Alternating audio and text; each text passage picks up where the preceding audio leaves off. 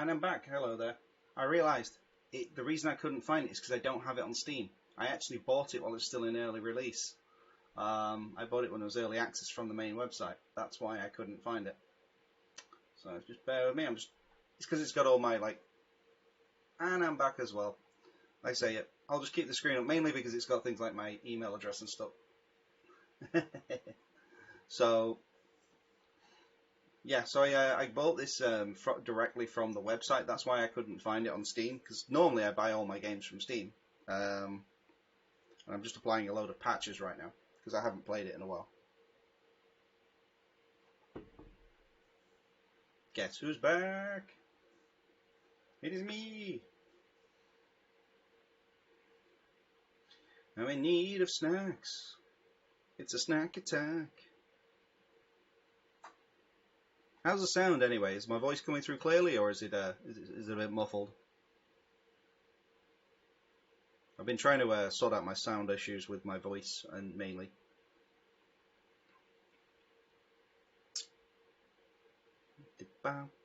Sound is fine. Good. I will take that as a go.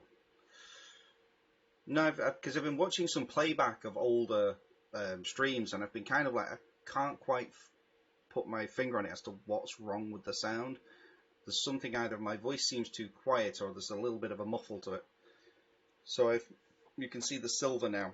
I've got an actual screen on this side, which hopefully will take some of that edge off. I am looking at building a new PC as well. Come on, stop patching. Still patching. So many patches. There's patches for the patches. Right, play. Thank you.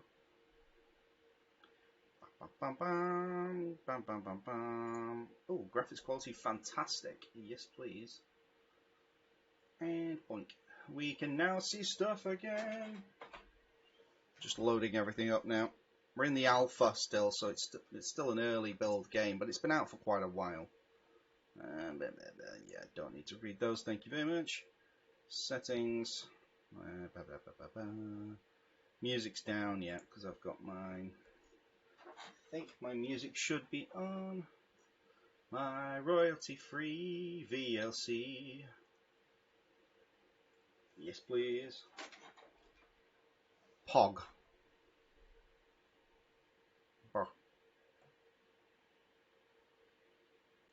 Right, so I've been doing the Naval Academy. I mean, basically, so it teaches you how to do a few things.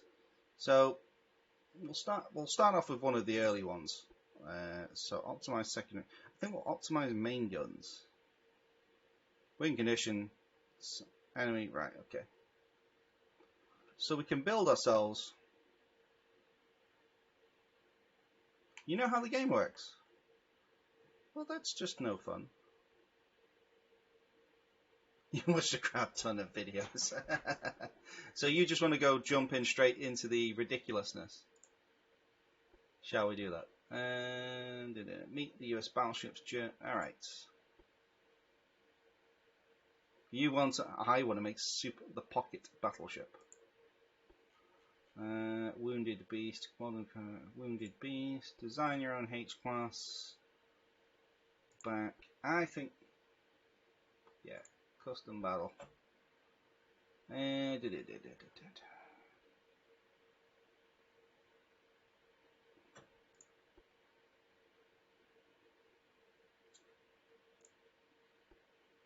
don't think there is a sandbox one, unless I'm missing it.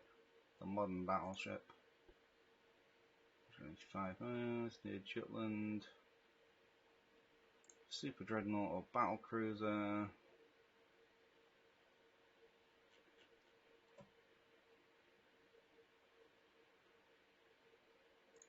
Prove your might.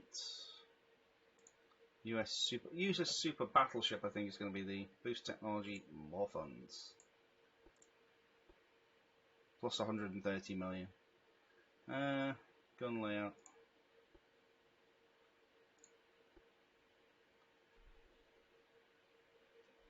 So let's have a new design. You know there's a sandbox. Well, I've not played this in a while, so unless I'm missing something, because you can have you can have a custom battle. So British Empire. Let's have 1940. Distance the enemy 15,000. We're going to play as the Russians. German, United States, Russian Empire, 1940, 15,000. Let's make it historical. Let's go against Japan with their 1935 technology. Oh, we're going to have 2 battleships against their 2 battleships. You know, 2 heavy cruisers, 2 heavy cruisers. 3 light cruisers against 3 light cruisers. Well, 5 light cruisers. Let's go for 4. Actually, we'll go for 3 light cruisers, 3 light cruisers, 5 destroyers. Torpedo boats, I'm not really that bothered about.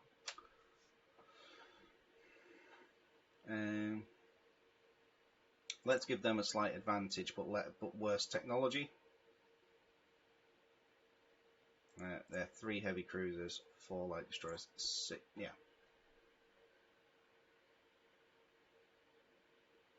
Okay. One super battleship versus a horde of torpedo boats. An absolute horde. You mean like that? Like 20? Or should we go more? I think 30. 30 torpedo boats.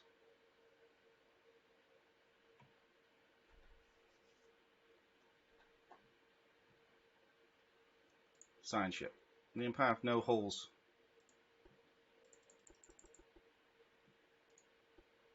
The Empire of Japan don't have any torpedo boats.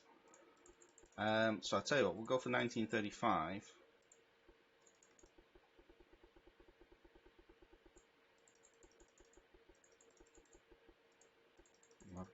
We'll go against 20 destroyers. Well, I've gone to 1940 and they still don't have any. But British Empire.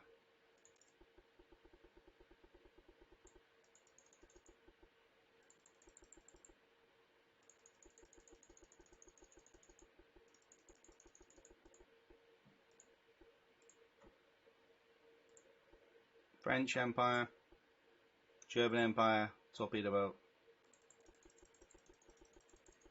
Right, it's because it's an older tech, that's why. So basically anything from 19... Oh no.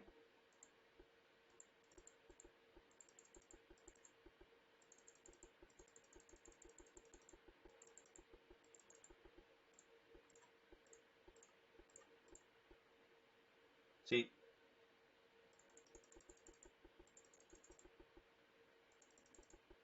Right, so torpedo boats fall out of favour in 1908. So we can go against the British Empire. 30 torpedo boats, yeah?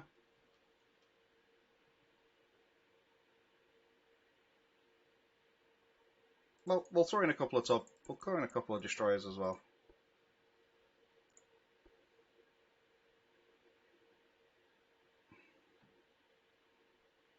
Pantelimon. I think we'll go for Pantelimon. Right, so let's go for characteristics. Super battleship, modern battleship.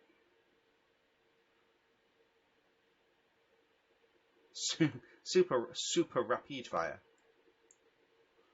And we'll go all the way up to... The dock is just not even big enough for this. The dock just is not big enough. There is not enough dock for this ship. Range, don't need to worry. Very short. We're not going to have to worry about range because, quite frankly, we're not going to be outrunning anything. Speed, I think we could probably go for 24 knots. Although most of that is going to be... I think speed, again, is not going to be much of an issue because they're going to be coming to us. We are going to go for semi-oil. I think we're going to go oil 3. We're going to go for forced. Induced or forced. See, funnels cost, hull weights. funnels. Wait, I think we can full capacity 100.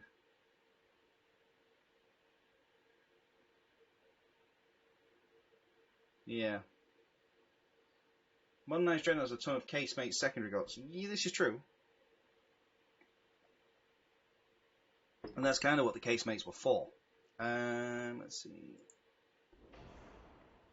We'll go for induced boilers. Turbine engines. Geared turbines. Yep. So, engine damage from penetrating shots. Auxiliary engine. Yep. Ship repairs. Shaft. Shaft. Ship repairs. To be fair, if we start taking hits, we're probably doomed.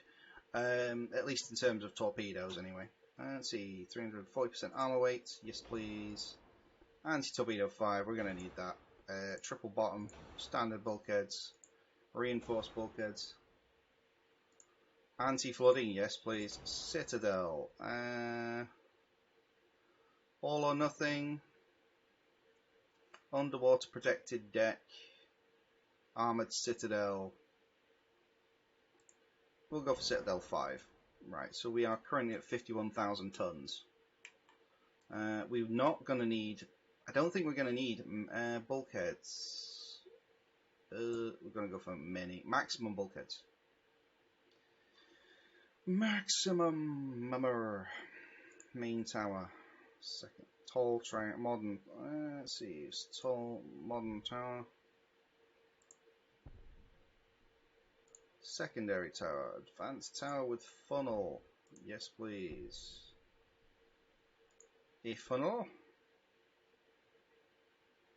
That's a funnel station. Oh, tower spotting. Yeah.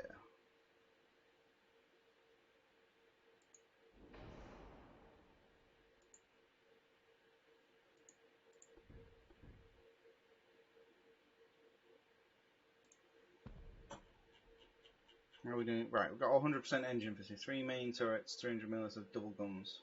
Double main guns, like 300 mm. Okay, barbettes. Main guns. Centerline guns. 20-inch gun. 20-inch gun.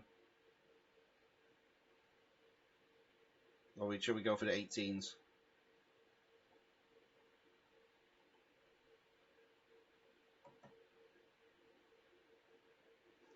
Do we not go for the 18s? Why would you not? Why would you not do this?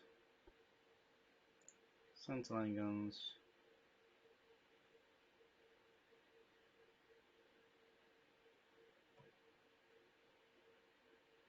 Why can I not have?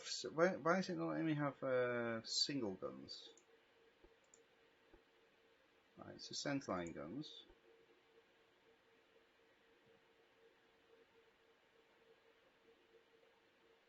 Ah, right, okay. What do you want, like 13-inch? Okay, 13-inch twin barrel.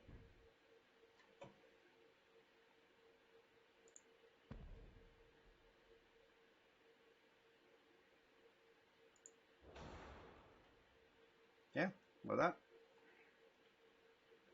And then barbettes.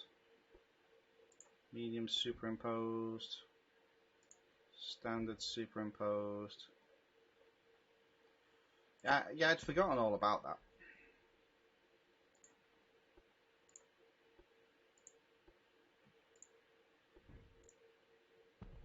Yeah. So what are we thinking? So how are we doing for balance?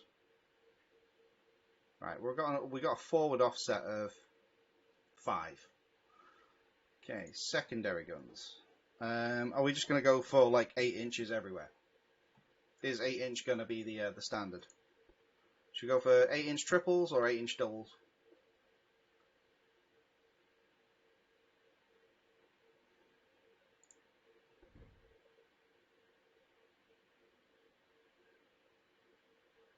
Okay, so shall we go for double barrels instead?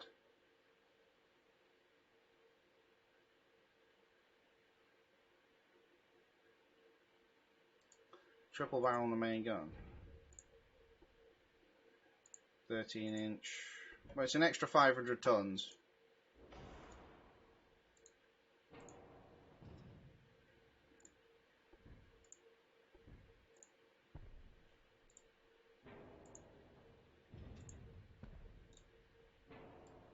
Um,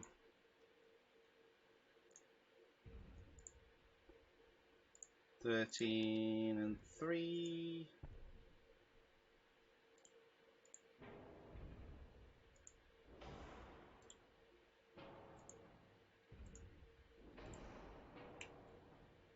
Right, so we've got that rear deck, for example, just seems like an absolute waste.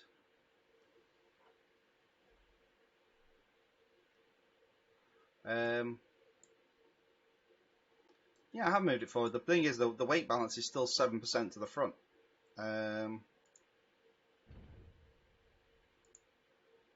So we'll have that there.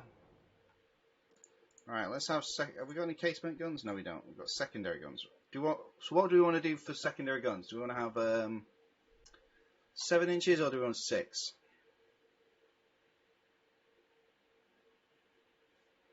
Yeah, the thing. Oh yeah, we could do that.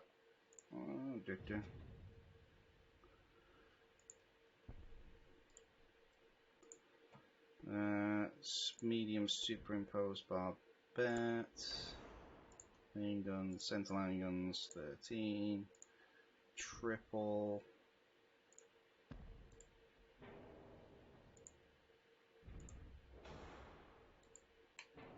How's that?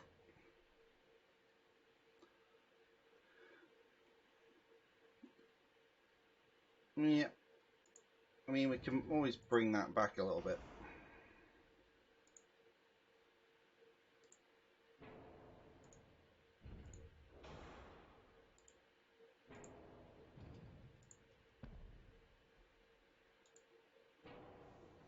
Just all the guns, right? So we're gonna have to go with.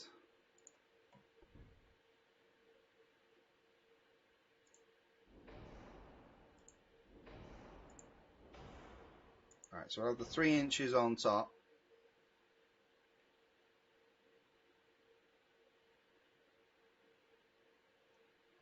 Yeah, secondary guns, 3 inch. 8 inch.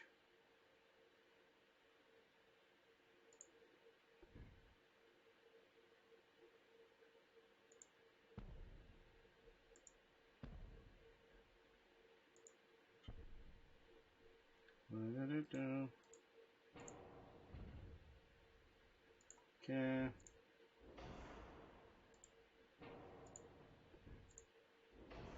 Alright, so we've got some 8 inches all over.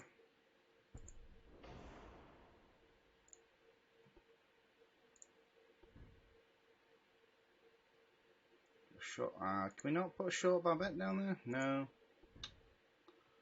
That's.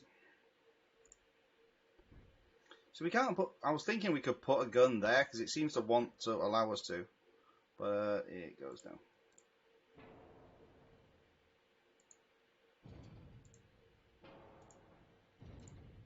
Ah, I have made a categorical error. Right. Okay. Yeah, there's a bit of an offset. It's terrible.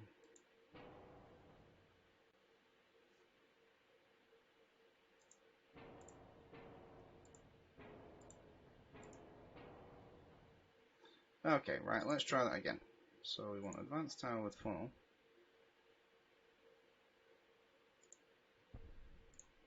We want a main modern tower. Then we want some funnels.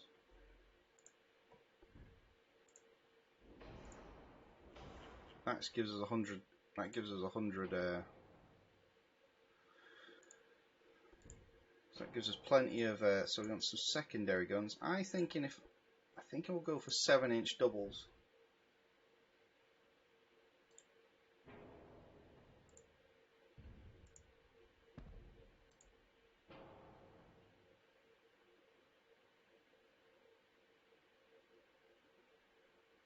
Right, so I've put both funnels down. Main guns, secondary guns. Still thinking. I'm thinking we'll go for 7-inch doubles, right? Because they're a little bit.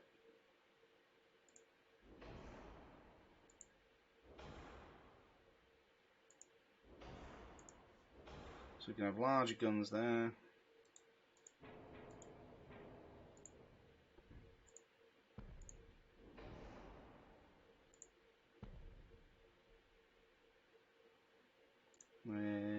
Right, and then we want secondary guns.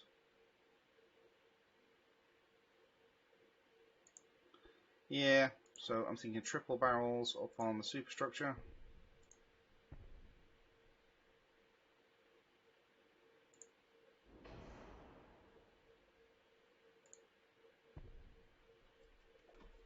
Triple 3 inches everywhere.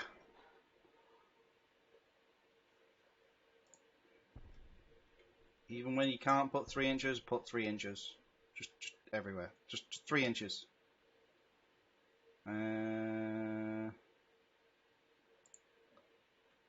Right. Yeah, we've filled up all the slots at least anyway, so it's now going to become a point of yeah.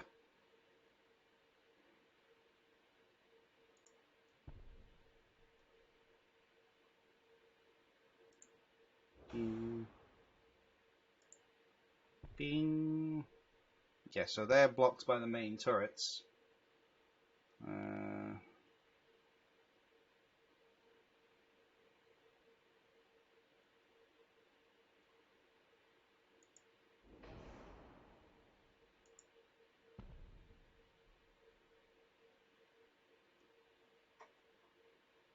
Come on.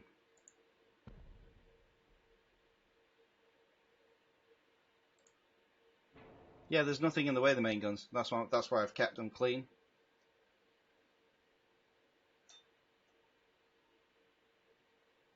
Because those can shoot over them.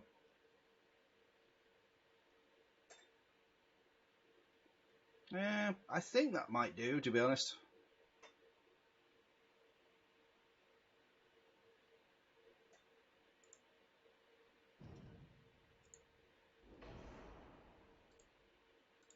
Ah, right, there we go. Right, yeah. So those turrets there. Secondary guns.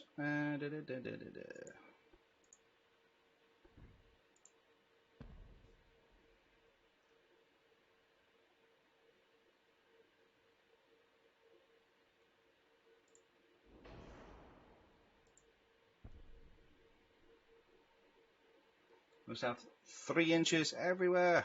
All the 3 inches, all the time.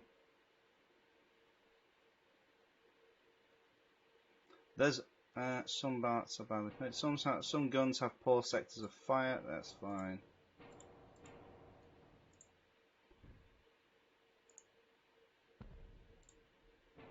For weight offset. I mean, the weight offset's not that bad actually. Right, so we've still got plenty of weight to go. So I'm thinking we'll go for high. Let's see. Reload, weight, cordites, shell damage, HE shell damage. I'm thinking Lyddite too, because we're gonna save tonnage for armor. I think we're gonna go for HE shell damage. Do you think maybe go with the tube powder?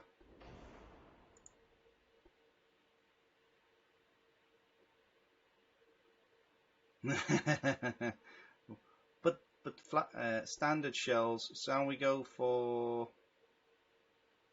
Should we go for light shells or should we go for stay standard?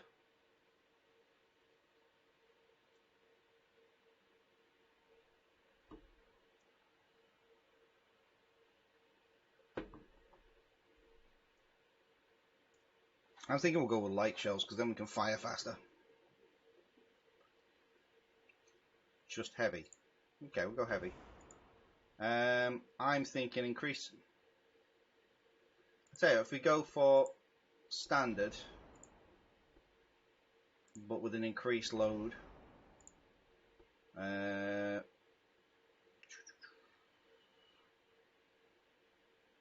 Right, I'm thinking we're gonna go for. We're gonna need a bit of extra turret speed, so I'm thinking standard reloading.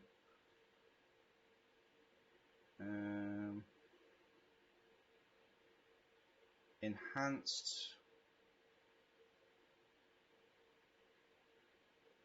I'm thinking we'll go for semi-auto because if we go for the increased speed, we're only going to get half the benefit.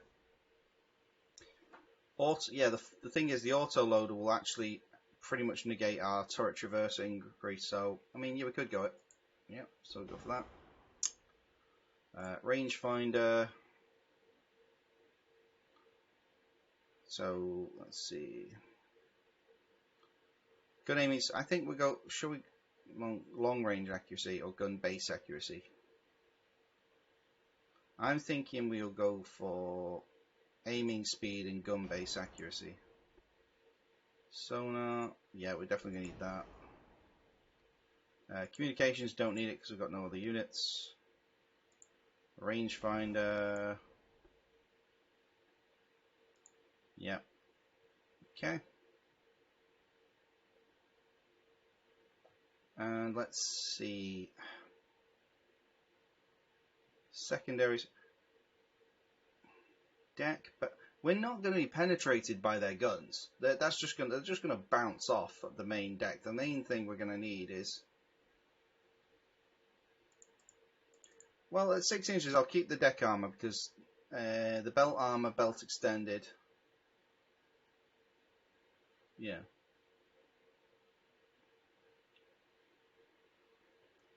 But they're not. They're going to be. If they're going to be. If we're going to be hit by torpedoes, our armor's really not going to do much difference. So increase secondary armor so that they last a little bit longer.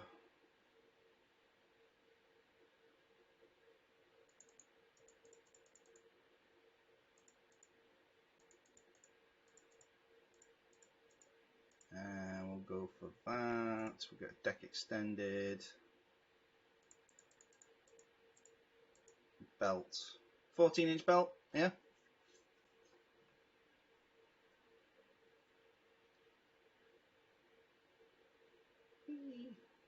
What do you reckon? Are we looking?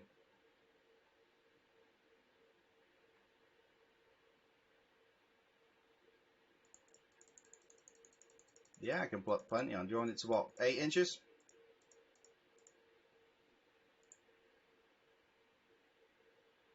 And then deck extended. We've got 6 as well. 10. Yeah, we can do that.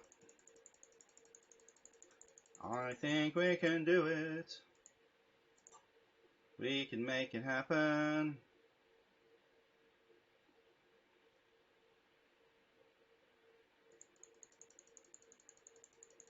So, right. Well, I'll tell you what I'll do is we'll get us up to 23 knots, so we've at least got some sort of maneuverability. 24 knots, there we go. I'll tell you what, we'll put the rest in speed. Barbette armor. Oh yeah, that was the thing, wasn't it? Yeah. Barbette 3. You don't need Barbette 4, there we go. Armor 4. Yeah, we've got everything then. We've got a relatively respectable speed as well. For a ship that's what, 99,000 tons.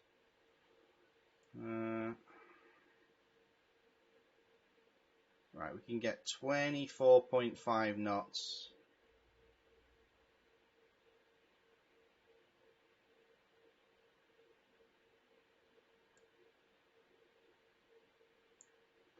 So if we put it down to 23.5 knots with a better range. There we go. We're on 98,898.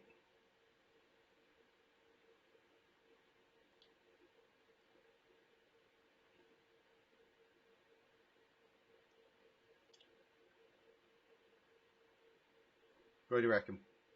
Pretty much on the limit. Okay. I think we shall do this. Let us have it. No. I have no idea. I can't remember exactly how many ships I threw at us, but I know that it's a lot.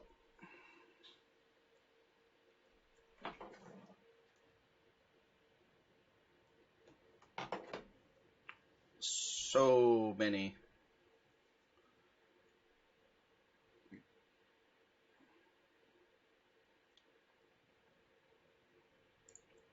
Okay, so we've got one battleship versus 10 destroyers and 30 torpedo boats. And we're already firing.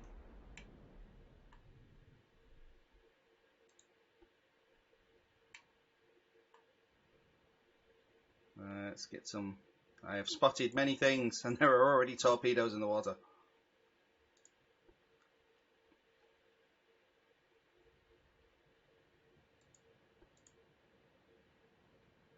That...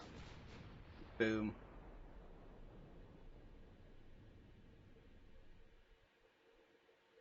Pantelimon.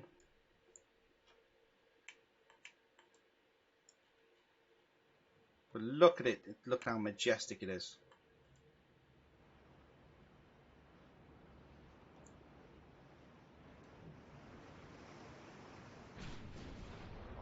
Oh.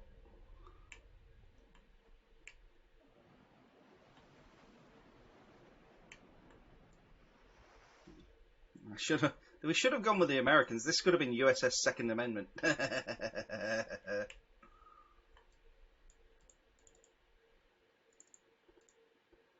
Yeah, that is a huge turning radius. I have no idea whether we're going to hit anything. Let's just try and let's put up the speed a little bit so we can. I want to get this sideways.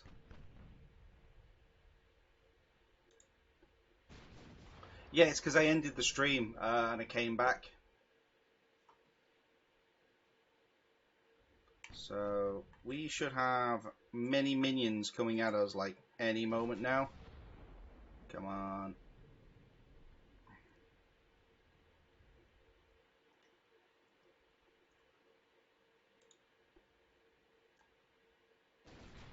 Yeah, I think it's because it classes as a new stream. So 3 inches can shoot.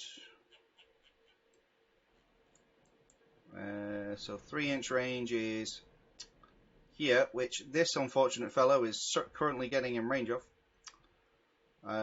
But the 7 inches, I believe, can go out to here.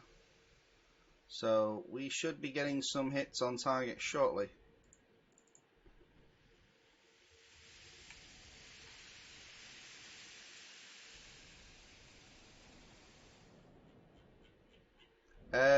No idea. But I'm outside of their gun range and their torpedo range at the moment. So let's try and keep it that way with a lot of strategic withdrawal.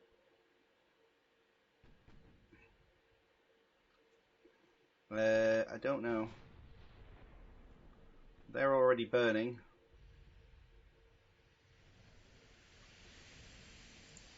Let's put it into real time.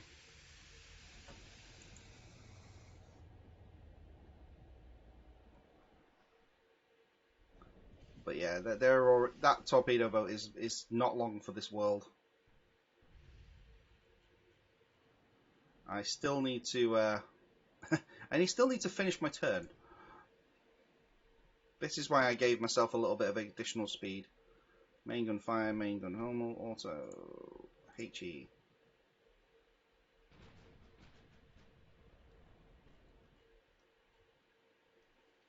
Right, so we should be getting into 3-inch. Oh, look at that! Kaboom! And oh, they are doomed. Just absolutely annihilated.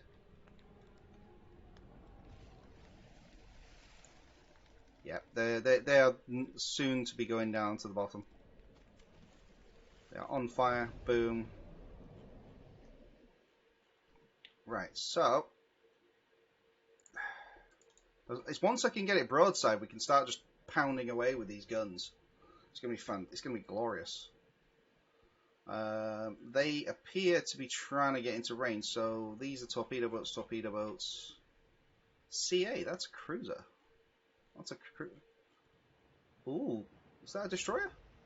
Oh, it's not. It's not been identified yet, but that will be a destroyer. That'll be one of the spooky boys.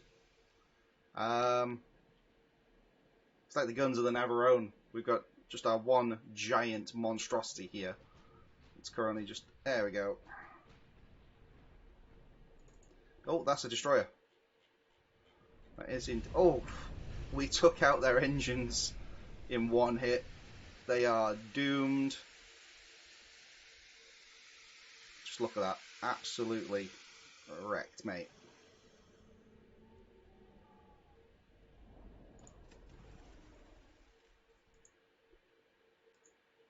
It's not even identified, but we're already sinking it.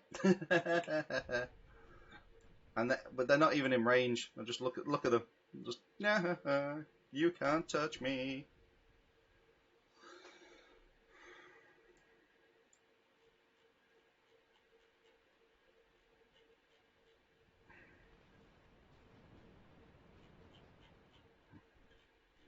They don't even know what a battleship was. Dreadnought. Well, Dreadnought was only just launched in 1906.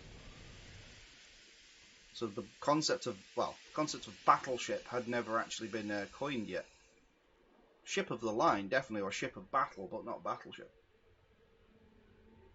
What the heck's a battleship? It sounds big, Dad. Don't like it.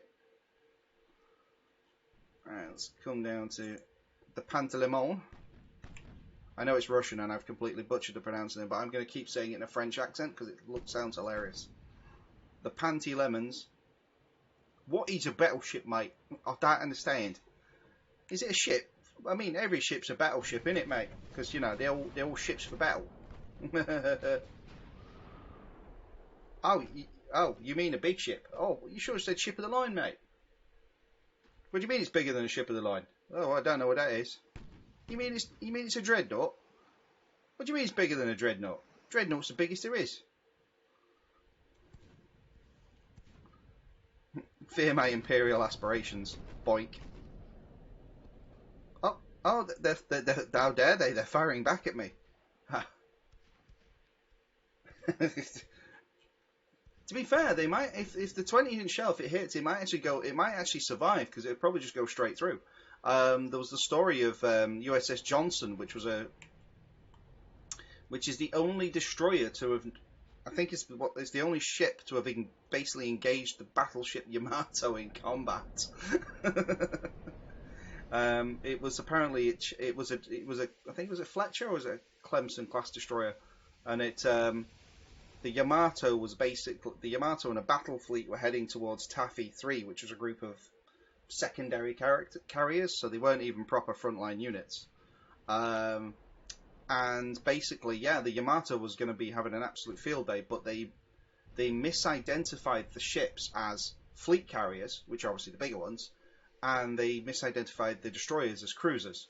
So they were using armor-piercing shells, which means anytime they did land a hit, all that happens is it went in one outside and out the other, and it did some damage to the ship, but nowhere near as much as if an explosive shell had hit. Yep, you can sink, thank you. So what happened is apparently the USS Johnson kept sort of like darting into fire and just charging the enemy. Yo, get me closer so I can hit them with my sword style. And yeah, they actually, I think they succeeded in either crippling or damage or even sinking like a cruiser. I think they blew its bow off. So these are...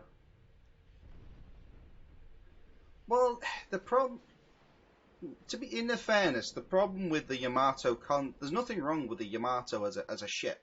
It was indeed a fantastic vessel. It was, it could easily... the problem is they couldn't afford. They built something so big and so prestigious that if they lost it, they couldn't afford to replace it. So they kind of, they've built a weapon they couldn't use, kind of thing. Because if it turns out the Yamato, the biggest, most powerful ship that they've ever had, gets blown up, yeah, they did lose it anyway because they used it in a. They basically the Emperor was like, well, what are you doing? And so they ended up sending it on a suicide mission, and it didn't even manage that. But the problem with the Japanese is they just simply didn't have the industrial capacity to reach parity with the likes of the United Kingdom and the US.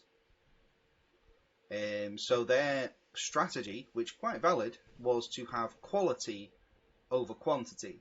The idea that the Yamato could potentially take on 2, maybe 3 ships at the same time, just simply by virtue of its size. I mean, its gun turrets alone were the size of small destroyers.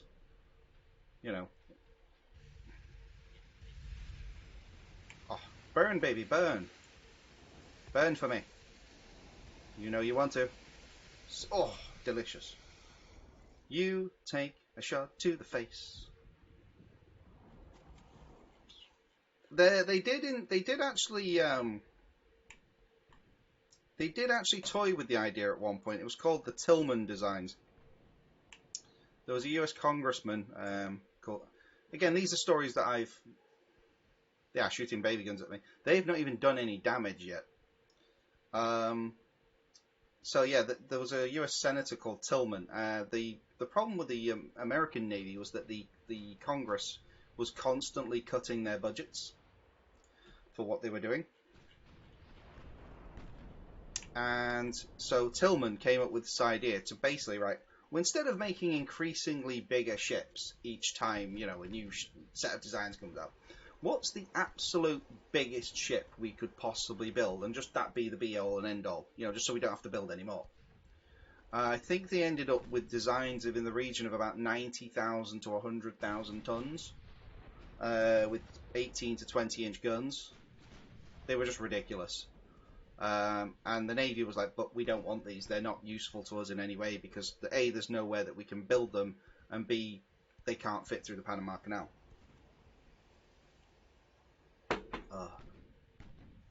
Dr. Beyond.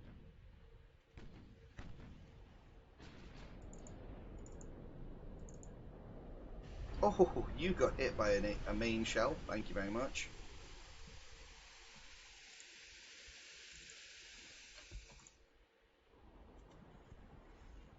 Doom for you.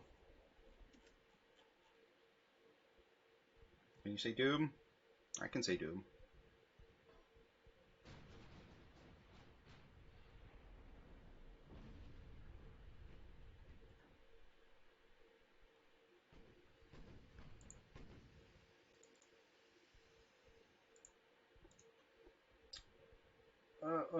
Yeah. Yeah, again, that was also because a lot of the time, a lot of their docks, they were just some pretty badass Russian battles that just never got built. You ever seen the Popovs? The round ships? They were awesome. So, they were actually incredibly maneuverable as well, despite their design, because they were round. They could turn really quickly, but they were only really good for coastal at best. They weren't particularly good for.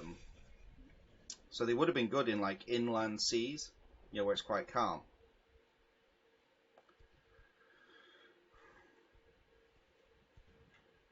Yeah.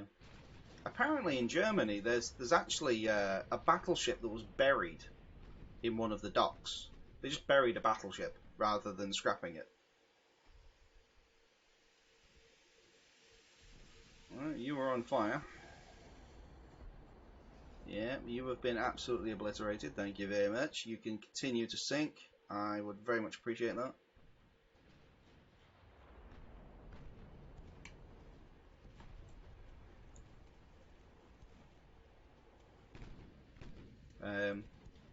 It's like because they were talking about building the. That's because they haven't got enough range. They can't get in range to actually do it. Because if I come here, go into the battle map. Let's say this one here, for example. Their torpedo range, I am just outside of it. They have a 4-kilometer torpedo range, and by the time that torpedo comes anywhere near me, I will be long gone. And I still haven't taken any damage yet.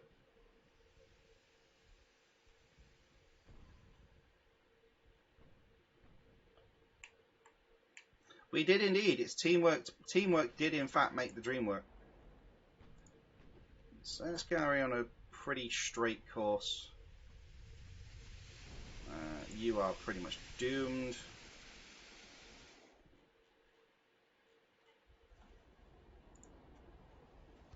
TB Electra.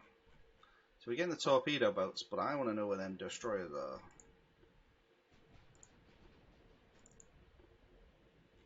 There you are.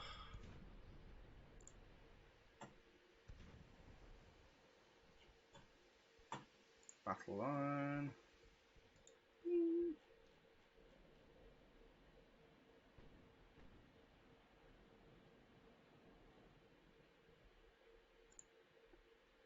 The thing is, as soon as we start taking torpedoes, that's when we're going to have problems. But I will turn it in, and we'll try and close the distance, and just to see. I'm going to try and see if I can dodge. So I'm going to just turn the speed up a little bit. Or this will take forever.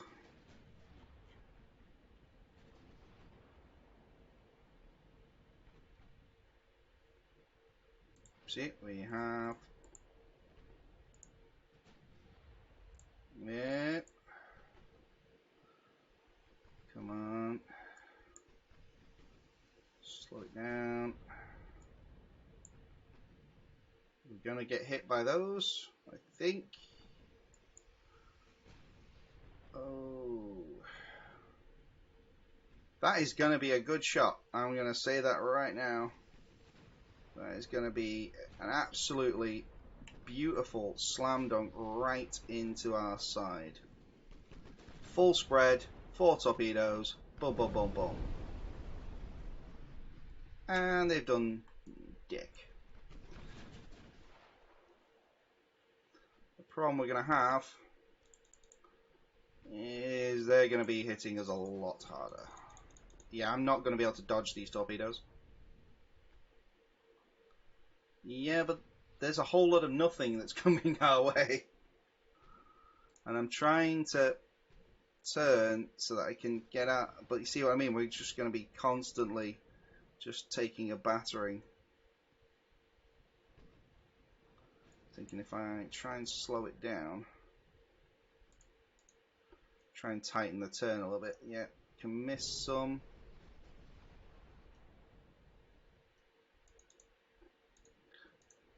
I'm trying to turn, but I'm trying to slow down so that I can take less torpedoes. I think a floating city would be able to turn faster, if I'm being honest. But we are at the point now where our guns are just lit. I mean, our accuracy is just going through the roof, and we're just having an absolute field day. So I'm just gonna start zigzagging to throw off their aim.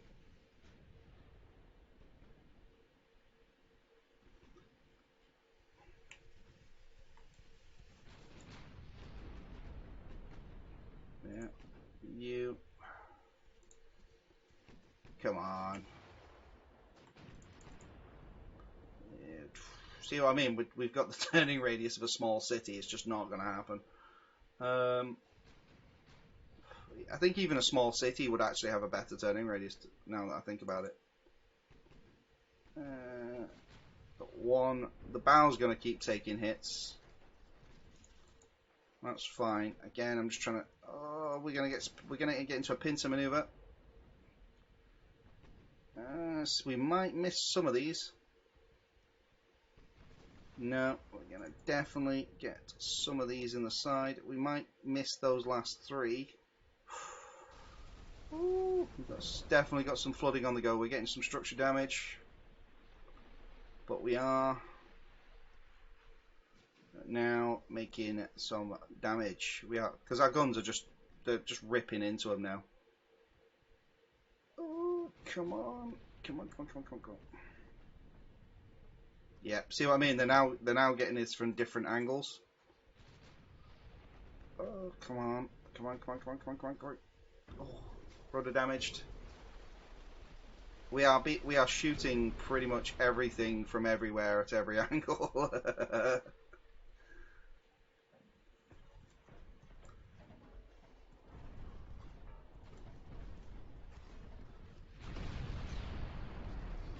Did I just ram it? Yeah, we're just gonna just scythe through this fleet basically. I'm gonna try and turn it from here. I think there is. We're still on pretty high structure. We've missed, so we're now on the other side of the fleet. We've got the we have got most of our guns in range. Yep, there we go. There's nothing showing ramming damage. I don't think we hit it. It's just the way it looked at. There we go. Boom. Just look at that. Just guns are going absolutely mental.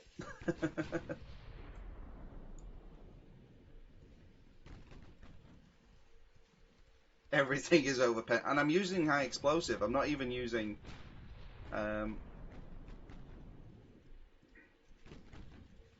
So they should all be contact fuses as well. This is awesome. Must be using SAPI. Semi-armor piercing, possibly. HI. Active HE, increased damage, increased fire chance, minimum armor penetration. So this is the minimum armor penetration. I'm not sure if... Yeah, I think it would normally allow you to choose. I don't think it... I think it's just simply because of the size of the guns. I think what we could do is if we could get some smaller mainline guns and some and just have lots of smaller guns like 2-inch and 3-inch. But we are just literally just mowing the lawn with these guys right now.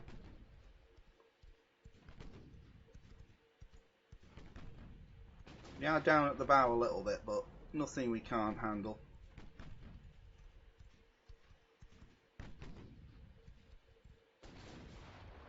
Very possible. It's the extra vodka they put in there. It's true. I'm less worried about being hit by torpedoes now.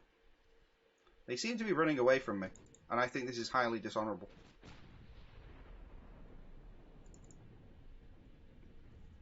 So far we've done, what, over pen, 224 hits. Penetration has been, but explosive ammo detonations and over pen, partial pen, ally damage, 529 fires.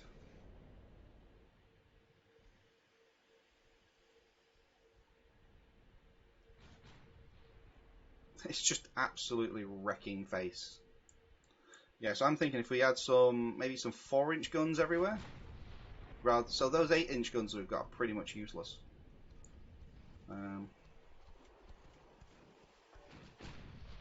I'd almost be tempted to see if we could do something like almost in the opposite and just have a really, really fast, like, light gun ship, and then just see if we can just mow the lawn with them. They've got really slow reloads as well, so the torpedoes shouldn't be too much of a problem.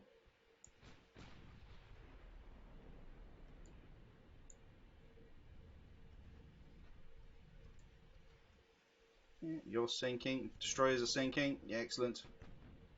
I have a cunning plan.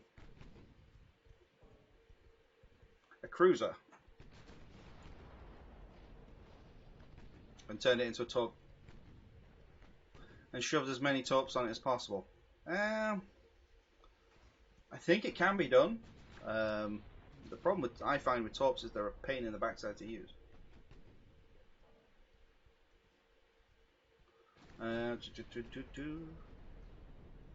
Extensive fire. Sardonyx is on fire. Yes, please. Fire, fire, fire. Much fire. Yes, burn. That's it. Get toasted. Oh. Oh my. Just absolute annihilation.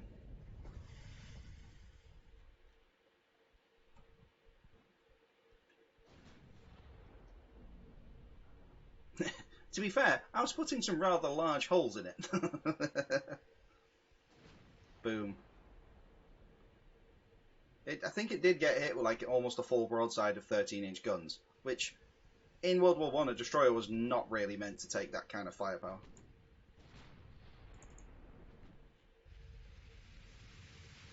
Unity is going to be joining the rest of the fleet at this point.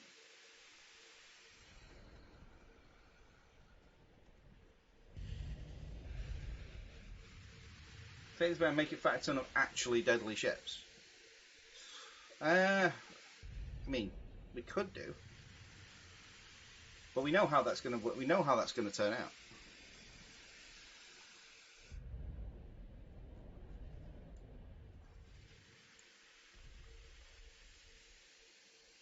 Boom. An amazing last stand. What if we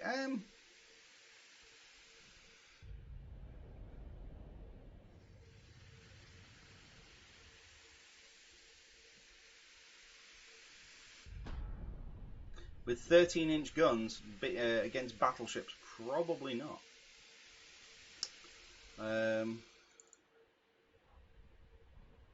We're down to 23 knots.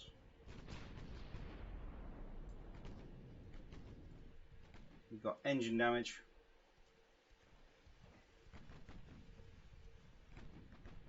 So we've got severe engine damage everywhere. We're slowing down. Well, ooh, we are losing some. Did we have a, was that a torpedo? Yeah, we've been torpedoed again. We're still pretty much invincible at this point. Yeah, I'm thinking that the great thing about obviously the smaller guns is that they can start fires. So let's see. Let's just run this battle at higher speed.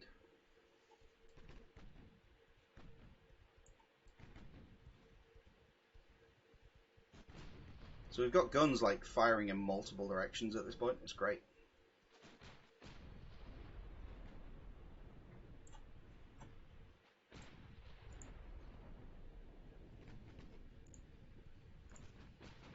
Let's just have it on aggressive. We just fire anything at everything.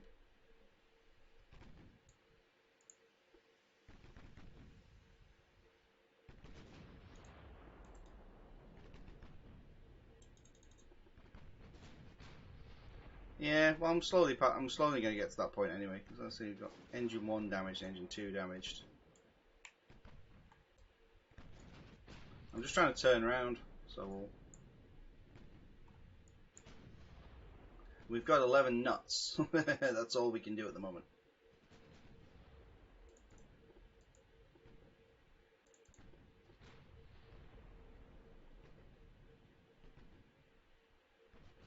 It's just glorious. Just look at it.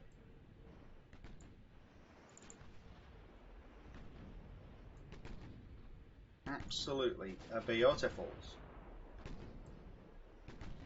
Well, to be fair, it kind of looks like a Bismarck at this point.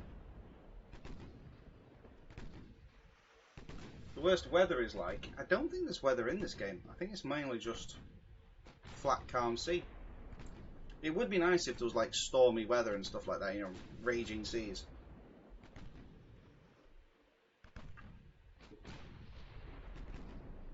I'm pretty sure the ship would.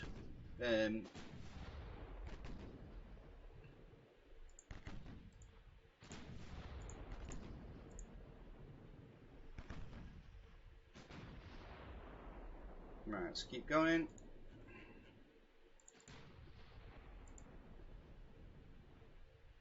No, I don't think it would. I mean, we've got ships these days that weigh, what, 300,000 tons? Like some of the bulk containers and stuff like that. I think they've even theoretically designed a ship that weighs 1,000,000 tons that could survive a tsunami or something like that.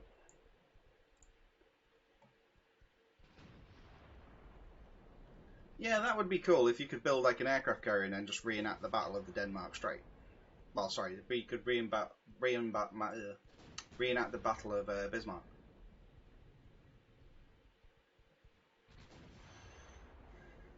So what we've established from here is that we've got a lot of overpens, mainly, you know, ammo detonation, shell penetrating, exploding in the shaft. So we've got penetration, but we're getting mainly overpen.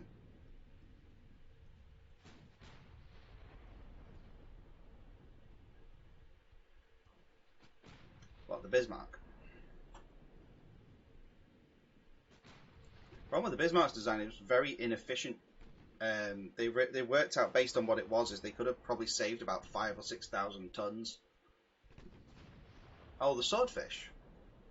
Yeah, the fairy swordfish. Was it the fairy swordfish? Was outdated because it was a biplane. It was a canvas-clad biplane.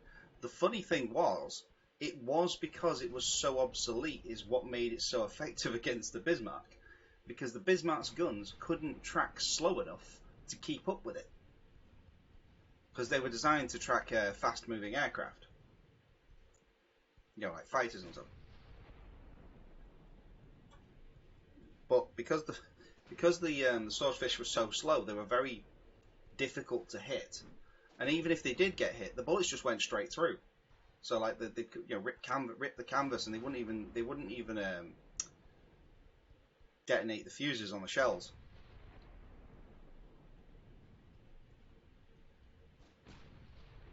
Because they came back, like I think it's all but one of them came back. I think one of the crew was dead, and most of them were just like they had shrapnel wounds.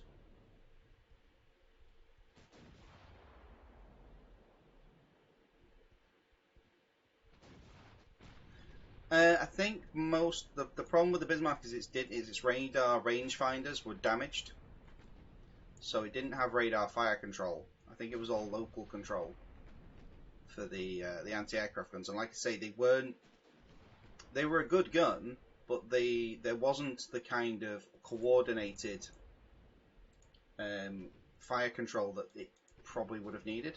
So I think it was just individual fire controls per gun. And like I say, because of the way that the swordfish operated, it was very difficult for them to hit them.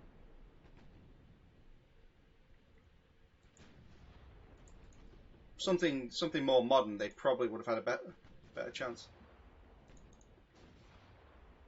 Or it was something to do with the fields of fire. There wasn't kind of, usually most of you'll have like an outer, inner, and close range spotted. But I think that like a 3-layer anti-aircraft screen, whereas I think the Bismarck only had a 2-layer.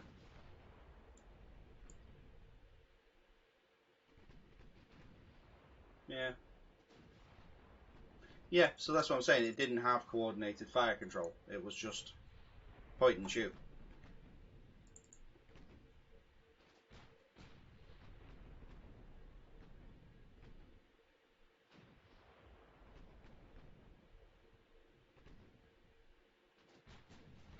But I think the guns were calibrated to move a little quicker, so it was it was difficult for them to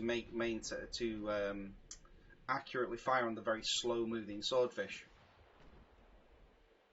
because the adjustments would be so much smaller. And like I say, even when they did score a hit, the bullet just went straight through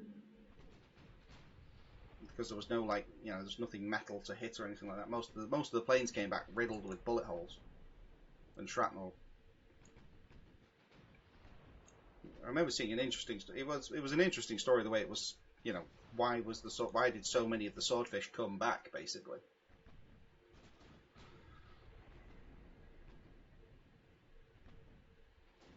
I think we've pretty much mopped them up at this point.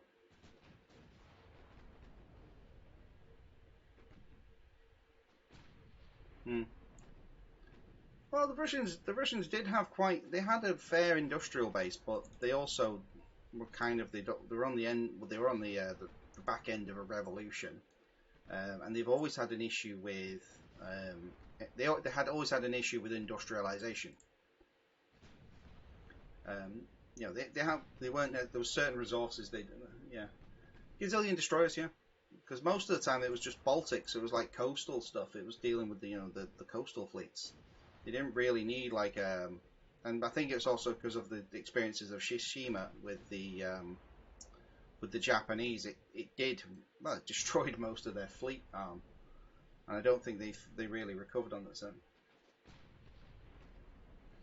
yeah, that's ideology versus practicality. Well, they had the same problem with the army because obviously you had the purges of all the the non-party members effectively, or the people that were considered to be unpatriotic. And then when they came to restore the army and have to defend themselves, they found that most of the officers and generals that they would have needed were all in the gulag or had been shot.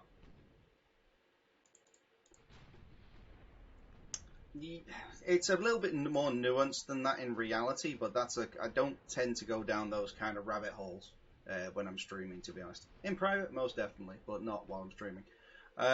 You can get yourselves into all sorts of conversations when you go to start talking about that. But yeah, so there was, from a historical perspective, it was a really bad tactical decision to. We have gone down to how many knots? Next to none.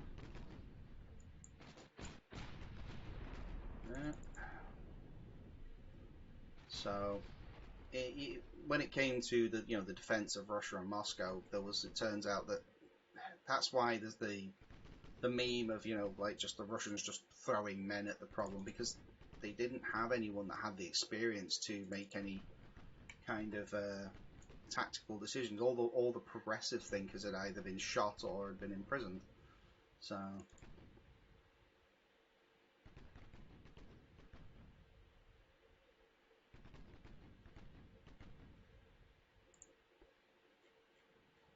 Right, we're apparently doing 11 knots, but we are clearly stopped.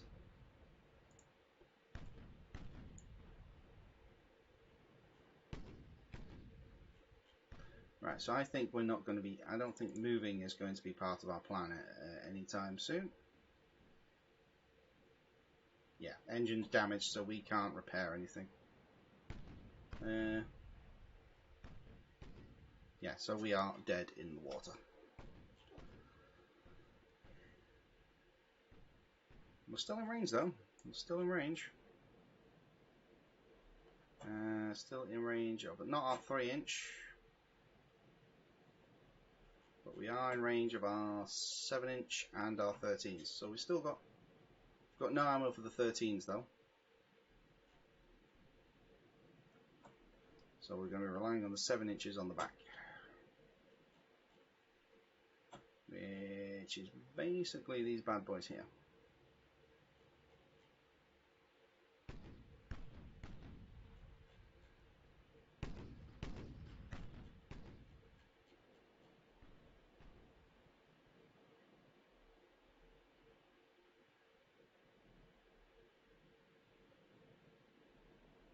No, and again, like I say, you've got ideology versus practicality in the fact that they've removed all of these designers that would be, were basically rebuild ship, would have created very novel and interesting designs. But right, so what were we gonna do? Let's see. You wanted, so we've done that.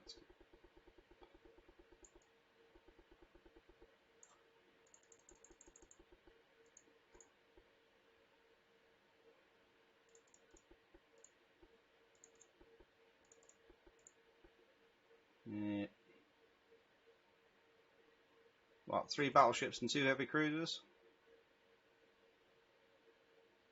So we've got a range of guns that will be having at us.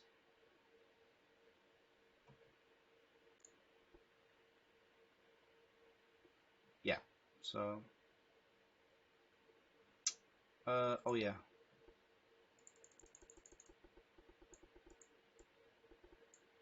Yeah.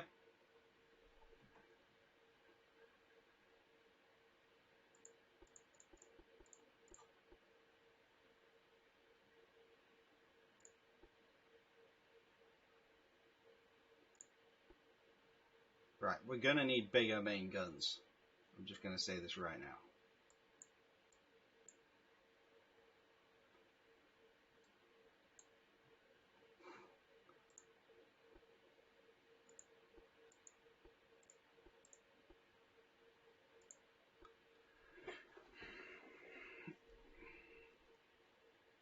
Ooh.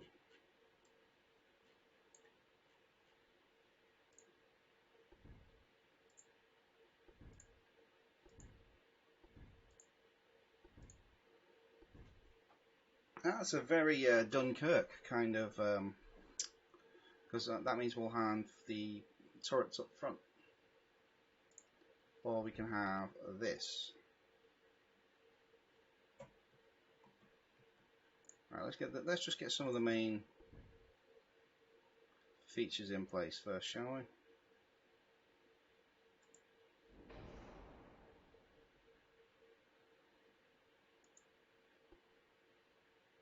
All the tonnage. Yeah, no, but style counts, man.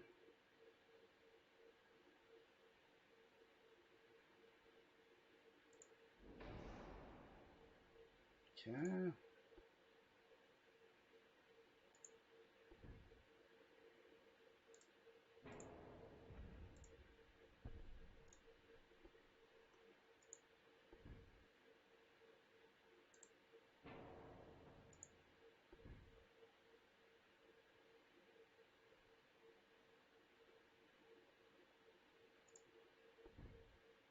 Triple quads on the front. I think that would be awesome.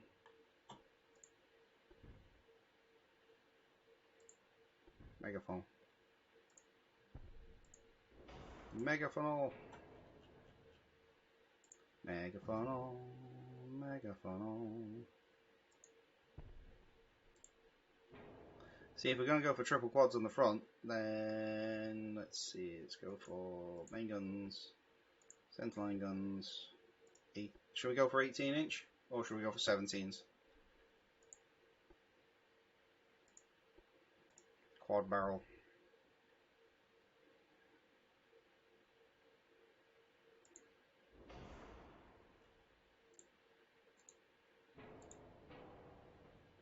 Okay, main guns, centerline guns, 20-inch quads. Look at those beastie but look at the size of that.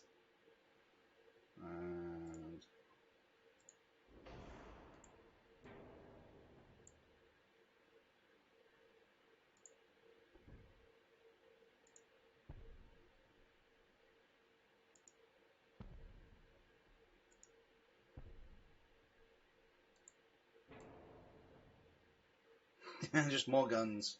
Just more guns. More guns.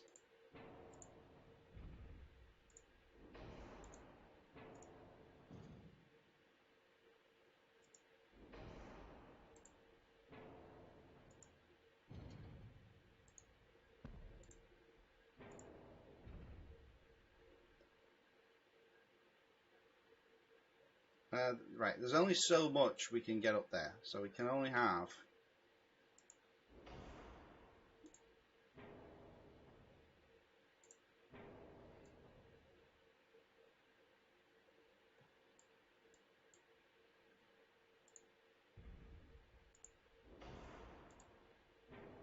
there's only so much we can, let's see, remember it's anything like the Jean Bar, we can have that.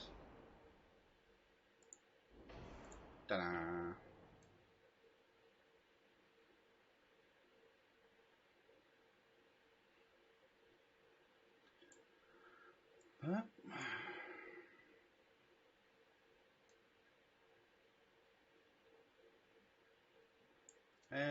I don't know. No, I'll tell you what. We'll have that.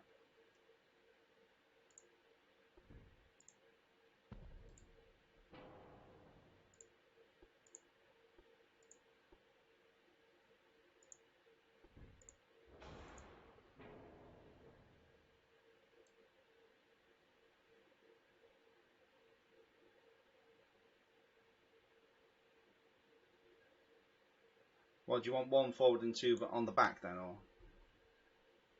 No, I have the right idea. You have the right idea. Who has the right idea?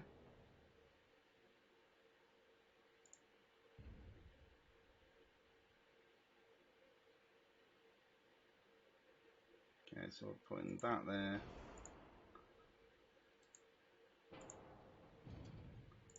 Bring that forward. Bringing that back. Main guns, no, that's main guns, centerline guns, 20-inch quad barrel.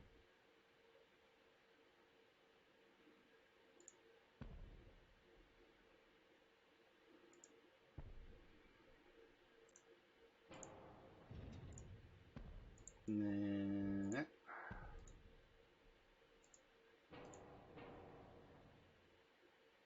What do you reckon?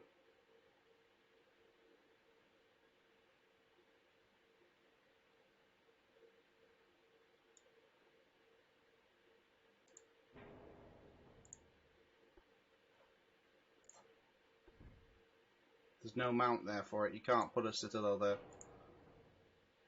It won't let you do it.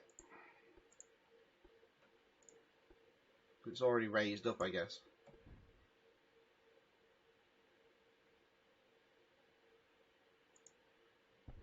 I mean, that's plenty enough. I mean, it's going to be firing side on anyway, so.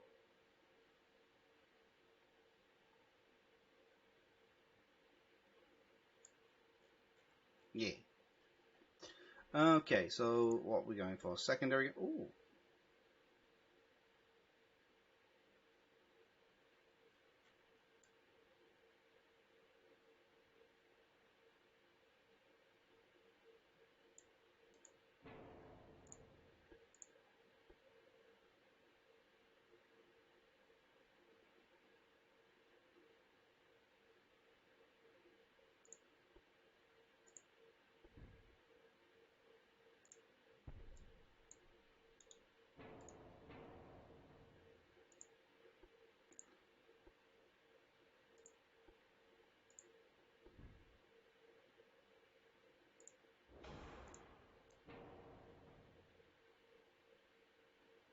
Maybe side guns.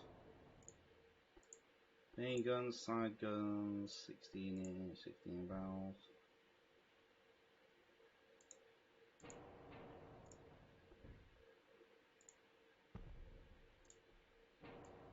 You mean like that? Side by side guns. Just huge guns.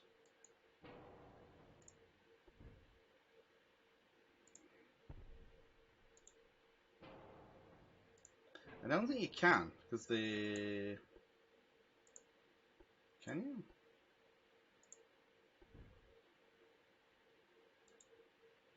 Yeah, I think they're too big. Oh wait. Yeah. You can't have them, they're too fat. Alright.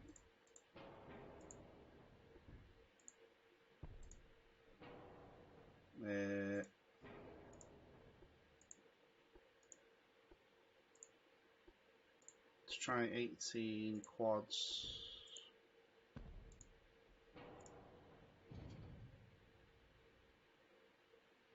Yeah, I don't think you can do that. A single barrel maybe? No.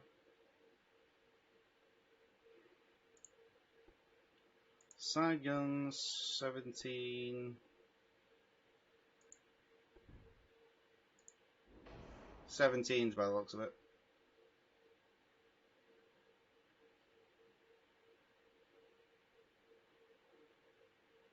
Yeah, don't... Oh, wait. There we go.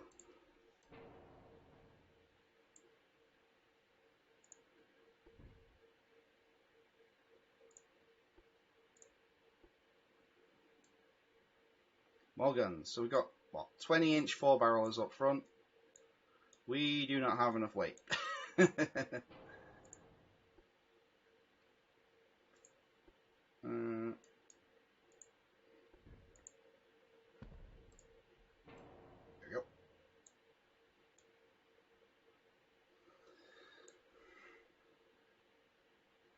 go. the best kind of kill is there is no such thing as overkill. There is only reload.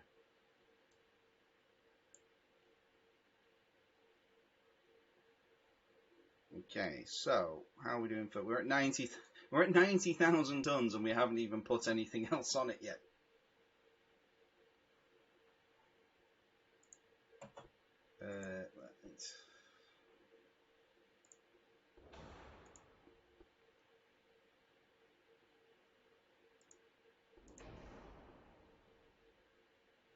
Feel the guns and the intercept. There is so much freedom going on here.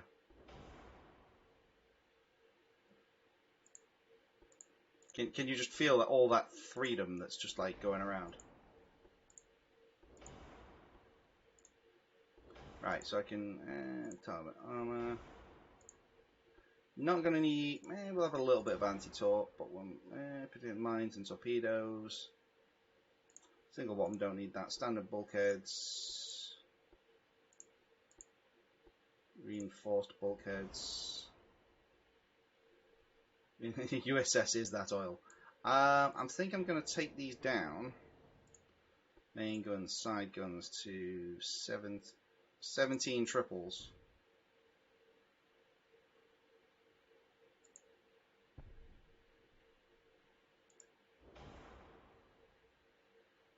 This is French.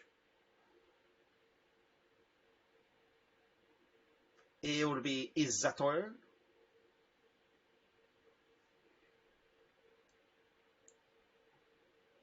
Yes, we do need to increase the freedoms per second. Quad barrels.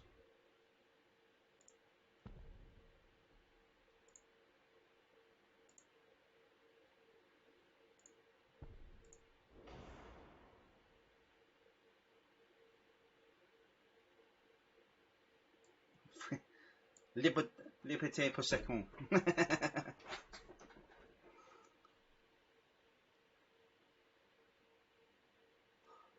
Right. So secondary guns, 3-inch fours.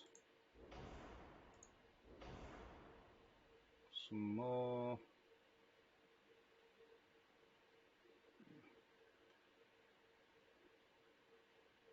Yeah, probably. Let's go for 2-inch quad barrel.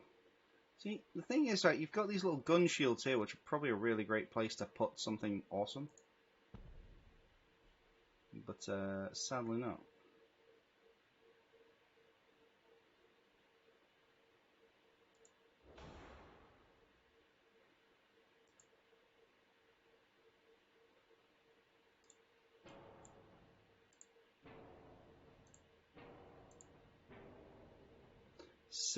Single 2 inches.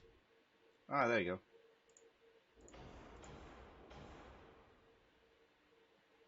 go. 2-inch.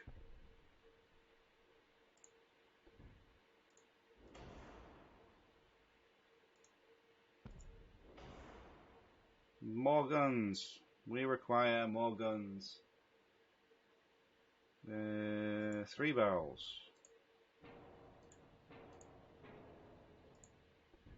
Yes, yes it does.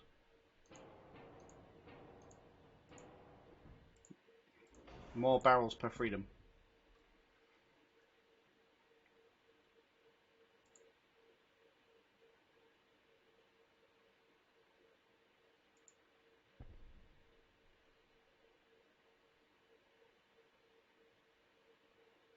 We're not really too worried about the secondary. I mean, we're pretty much ramming the dock right now. Weight offset is still bad.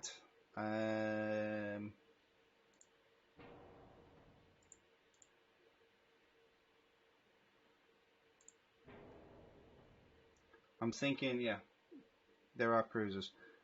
Yeah, there's not. Yeah, there's battle cruisers. I didn't put any cruisers. It's battle. Yeah, I think there's 2 heavy cruisers. The rest, which to be fair, these will deal with heavy cruisers.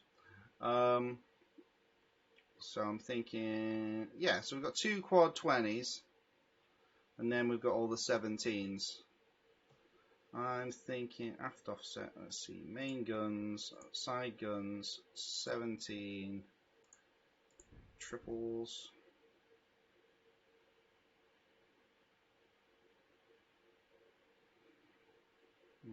17 doubles, 16s. Now, let's try 16-inch.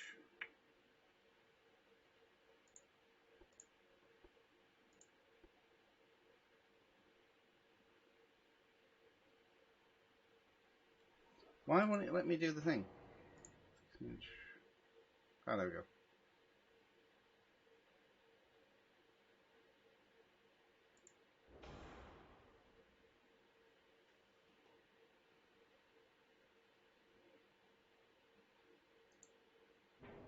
We've got very limited space, that's the problem.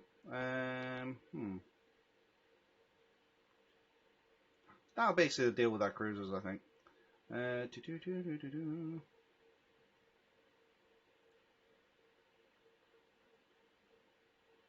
Don't talk to me and my son ever again. No siree.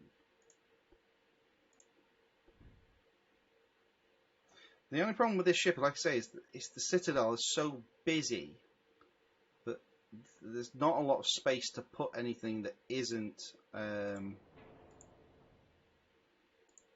main turret, basically.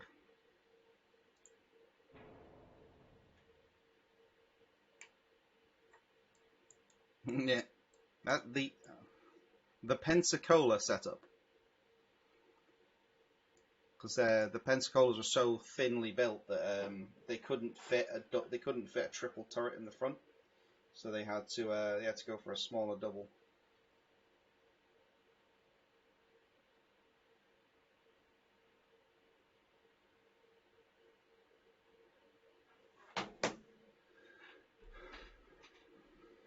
Yeah.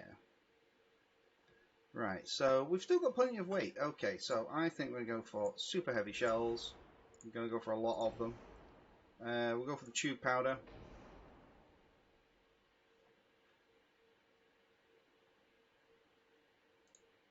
And put a 20-inch up there. Okay.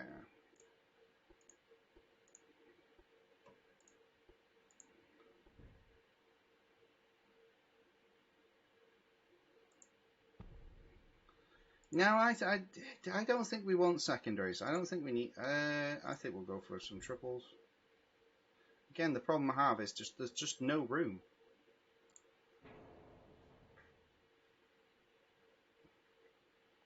I think we'll just go for sheer weight of broadside.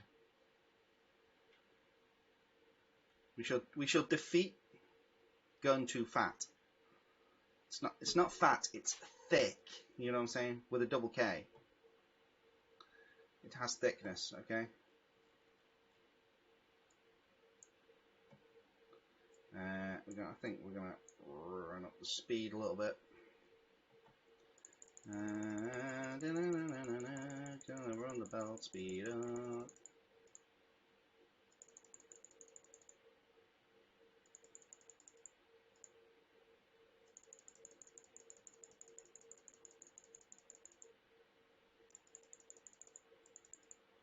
Eight-inch deck. Deck extended. Screw speed. Yeah, but speed is armor. I mean, we can get it down to, what, 22. Turret top, we'll go for 9-inch. We're not going to get many secondaries. Secondaries, well, I'm not really too bothered about. There's not many of them. 19 inches on the turrets.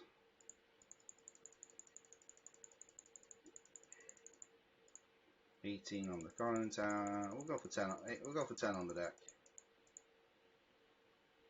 We'll go for 10 on the belt extended. We'll go for 20 inches of armor. Range very short. Juice pullers, crook barbette. Yep, Citadel. We've got Citadel 5. Anti-flood. Radar Gen 2. Radio don't need to. Acoustics, sonar. Actually, we don't. Well, I don't even really need it because the cruisers don't have the torpedoes. Edge. All the turret stuff.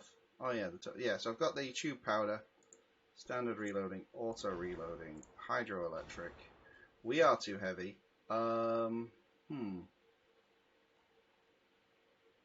Ship is overweight.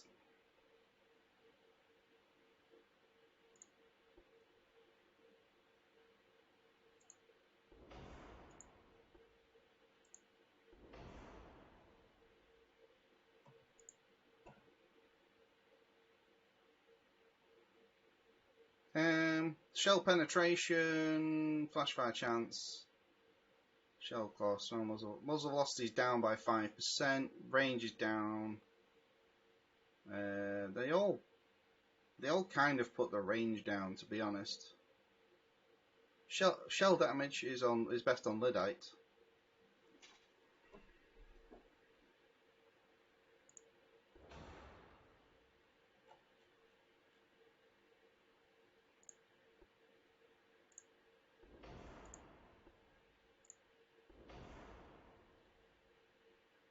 White powder. Okay, let's go for white powder.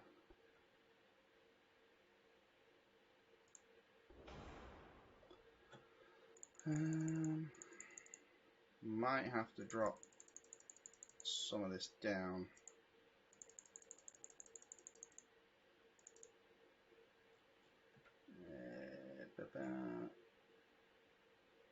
Yeah, because even dropping the speed down ain't doing nothing. Increase down. Let's go for. Now, the weight of the shells doesn't really change anything. I think we might have to drop the main guns. We'll drop. So those are 17s. Centerline gun. Let's go for a 17 quad. That's still 103.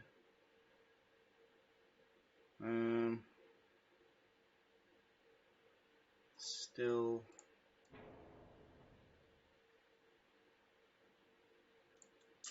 Don't know. I do not know at this point.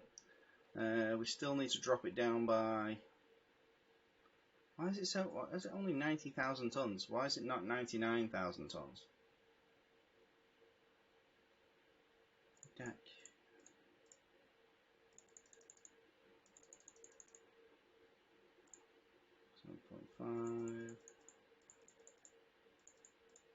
Try bringing this down a little bit because we don't really need that much on the turrets.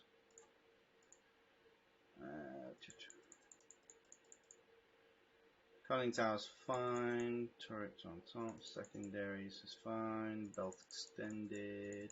There we go. Bring the belt extended down, and that should.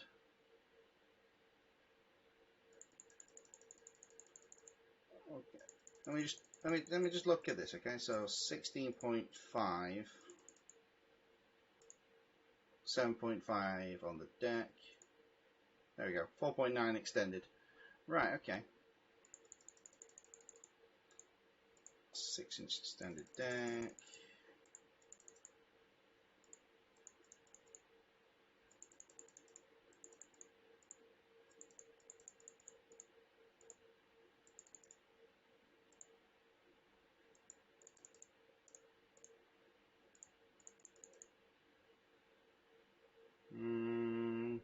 Acoustics, radio, none. Barbettes. I think we might be able to get that away with Barbette 3 rather than Barbette 4. Okay, I think this will do. I think we'll give this a go. What do you reckon? Shall we have a glorious last stand?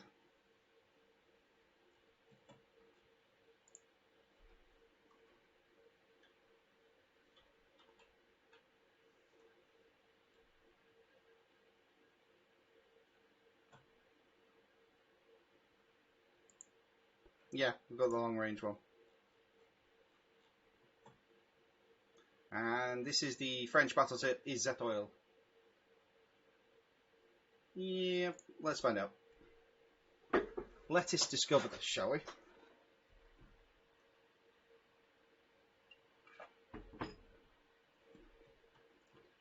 We might be able to outrange them, but we ain't outrunning them. I'll tell you that much right now. The Wiesbaden class was a pair of light cruisers built by the German Imperial Navy. Shortly before the outbreak of World War I, Wiesbaden and Frankfurt displaced 6,601 tons and were armed with 8 5.9-inch guns, 2 3.5-inch guns, and 4 torpedo tubes, and 120 mines. They had a top speed of 27.5 knots. I do believe it's a torpedo boat. I think they're only a couple of hundred tons. They are completely useless and they last about 5 seconds in a firefight. As you saw when I was playing before and I was just decimating them with my battleship guns. It's practically a rowboat with guns. It's almost a rowboat with guns.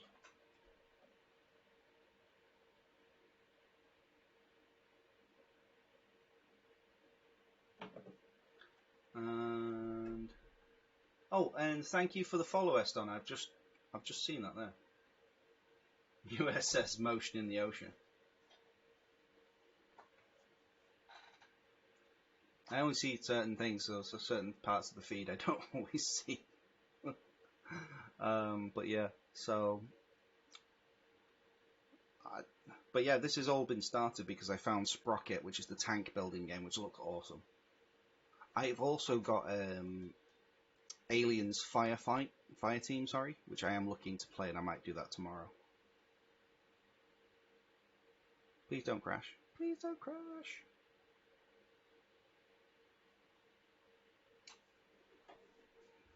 Don't crash on me. There we go. I'm gonna get a cool. So we've got one bootle ship, bottle sheep.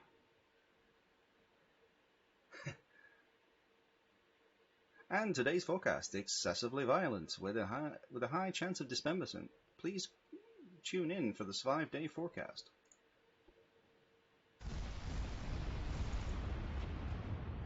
Is that oil? Uh-oh. I see doom coming my way. Turn, you magnum. I just doom. Just uh-oh.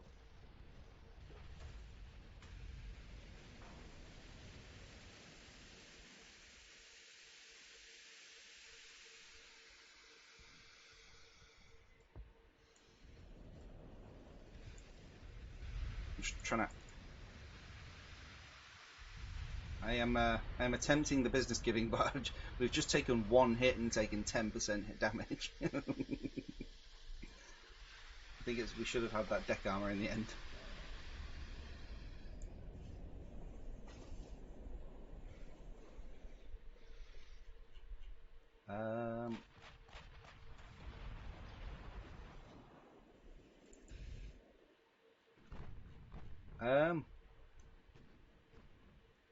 Significantly better armed than we are by the looks of it.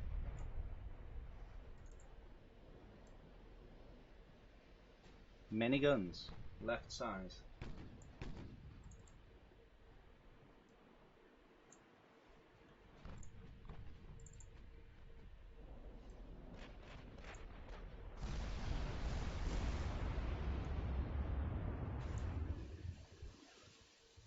I know that I'm on fire, that's how much I know.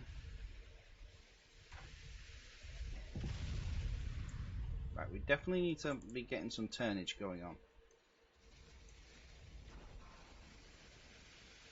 Right, let's just get this turned on and then we can... Oh dear. Yeah, we are getting absolutely cornholed. We've not even done any damage yet.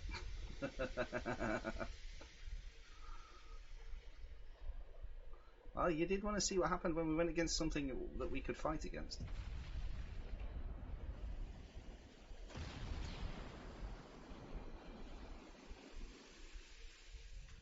I'm not even sure if I've done any damage to anything yet. Have I hit anything? Oh, absolutely not. Oh no, we hit this one. I think we may... Yeah, we put one hole in it.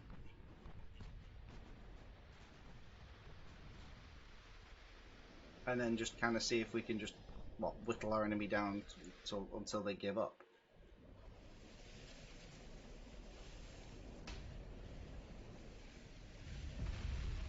It keeps hitting us around here.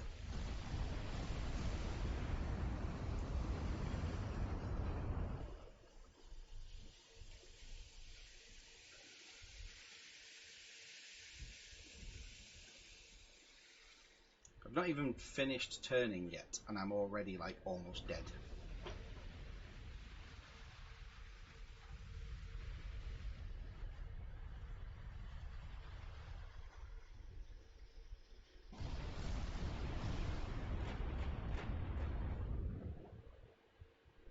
I'm not sure. Have we managed to? Right, so his rudder damage is on fire. We haven't actually done. Have we done any damage yet?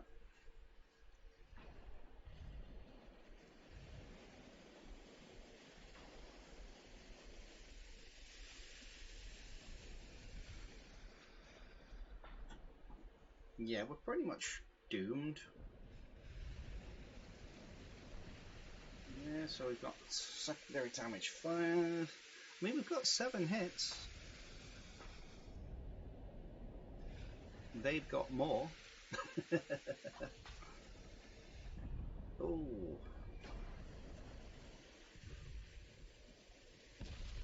On fire, on fire, on fire. Lots of fire. So much fire. Just fire everywhere, really.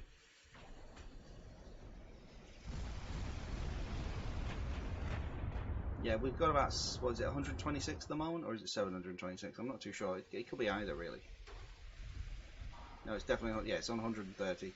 I've managed to hit 7 times so far. Yeah, we're just absolutely just demolished.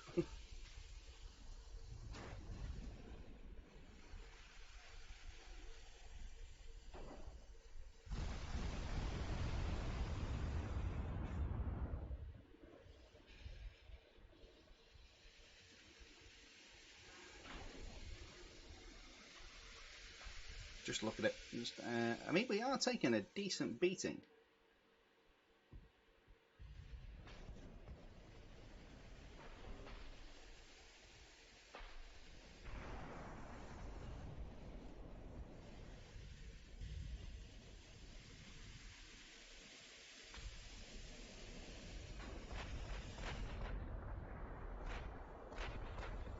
Just boom. Yeah, it's just kind of. Oh, we've got 8 hits now. We've managed to get 1 more in. I'm impressed.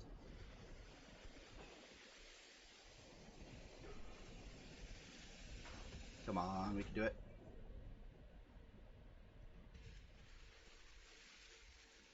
You can do it. Just everything is on fire.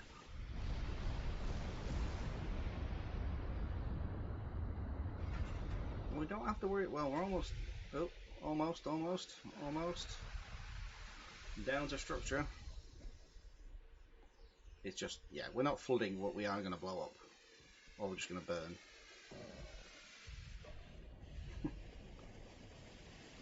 Problem is now it's starting to hit the armor, so it's like, yeah, it's just not doing anything.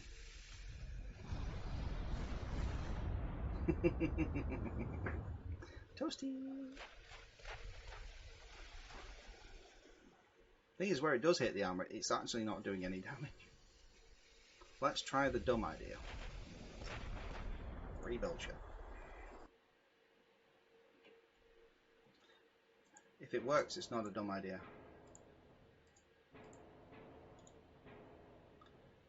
What did you want to do? You wanted to put, what, 2 sets of 20s on it?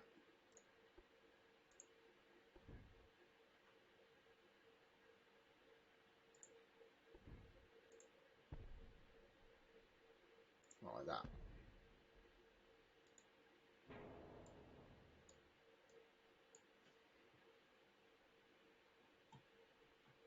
Shall we make it really fast and really heavily armoured?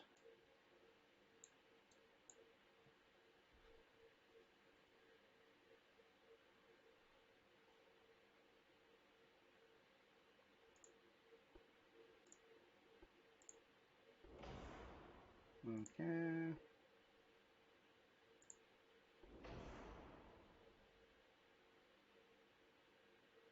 This is hello buttons. This is Ultimate Admiral Dreadnaughts, and you get to build your own battleship, which I think is pretty much everyone's dream thing of doing. I know I used to love building models as a kid, so here I get to do stupid things like this.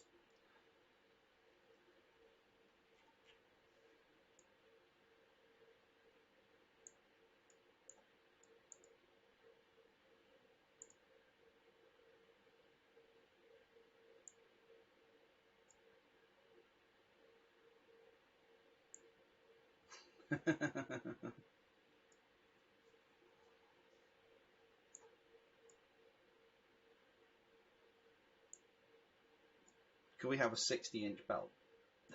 Okay,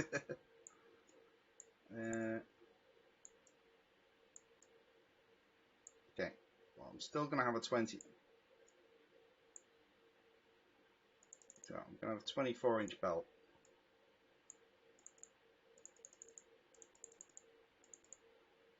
20-inch deck armor. Conning tower. Turret top, 12.5.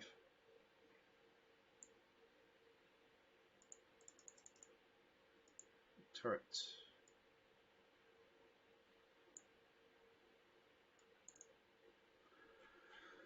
No speed, no range. That doesn't actually do anything for that. Belt extended.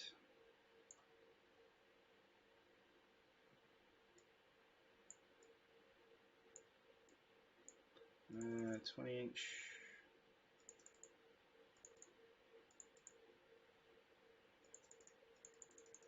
Okay, I'm just going to do that now. How are you doing, buttons? Anyway, you having a good time?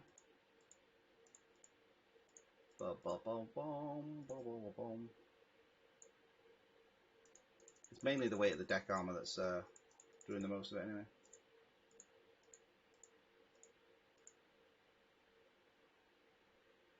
Ship is overweight. There we go. 99,000 tons. So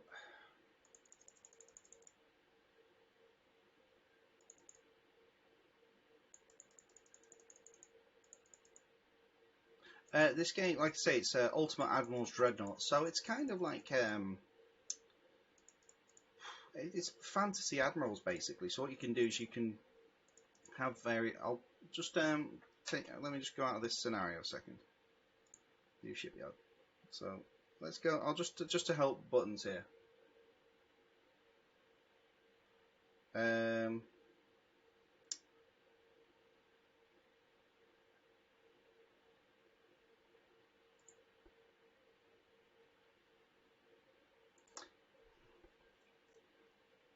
So basically, you can have different scenarios if you wanted to. So you can do things, where you can actually have a specific goal that you need to complete, and you build a ship for that task. So you can do that, and I find that going through these really helps with understanding how to build the ships. So I highly recommend going through them. And let's see. Custom battle, 1 battleship, 4 battles, 3 heavy cruisers. Design ship. I'm thinking.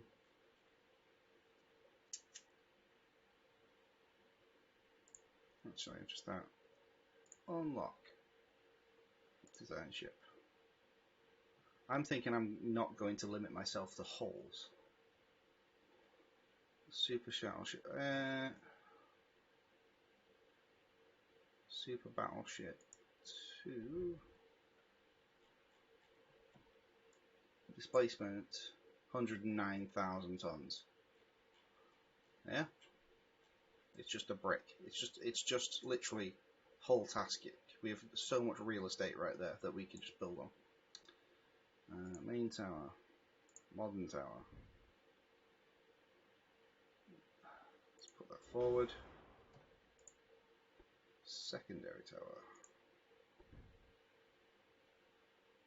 Yep, that's the plan.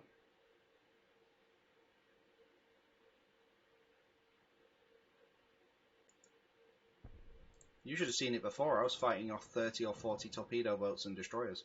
That was hilarious. This is a custom scenario, so I've set it up this way. We're trying to see if we can build the ultimate battleship that can just annihilate a fleet in one go.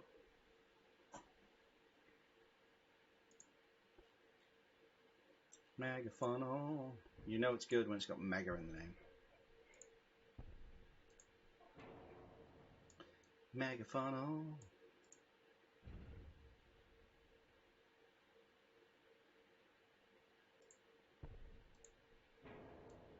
That is as close as I can get that, unfortunately. Right, so main guns, centerline guns, 20-inch, triple barrel.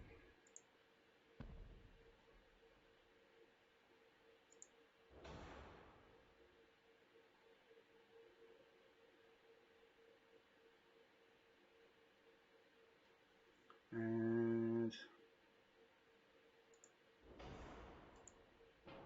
I'm thinking if I put that on a bar, I'm thinking if we put that on a huge superimposed barbette, main guns, centerline guns, 20-inch. We'll still go with 3 barrels rather than 4.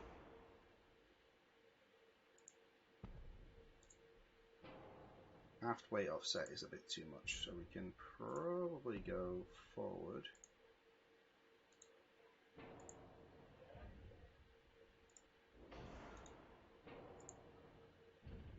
There we go. And then we can bring this ahead of ourselves just a little bit more. Just factoring in that I'm going to pull that back a little bit. There we go.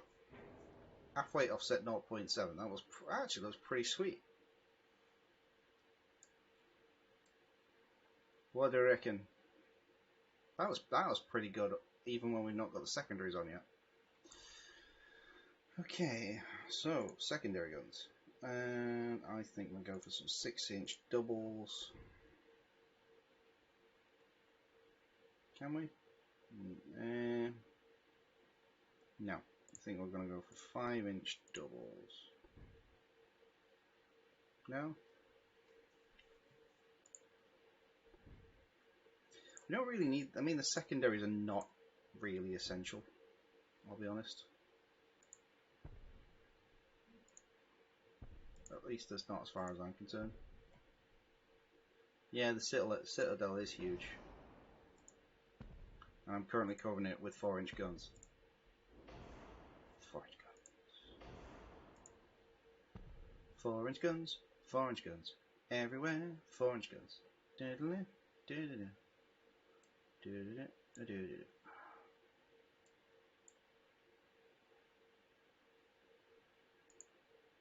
Come on. Yep. Ba-ba. Citadel looks, it does look quite huge, yeah. That's fine. So we've got 4-inch guns everywhere.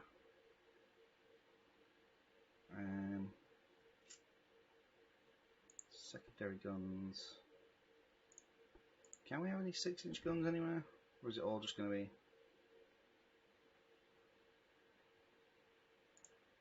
No. Can't seem to get the 6-inch. So well, let's go for triple barrel 3s.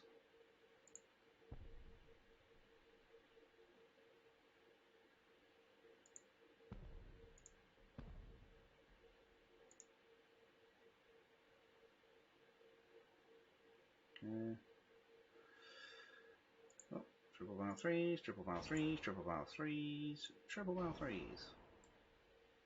Yay for triple barrel 3s.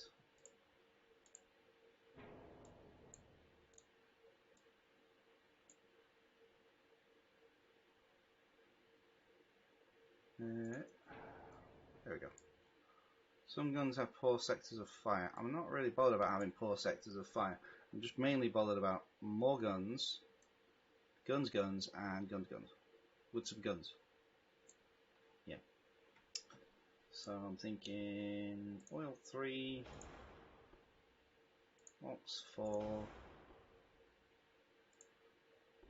diesels? Barbet 4. Crop 4, that'll bring the weight down on the armour. Doubles. I'm going to go for anti-torp 1 and anti-torp 2.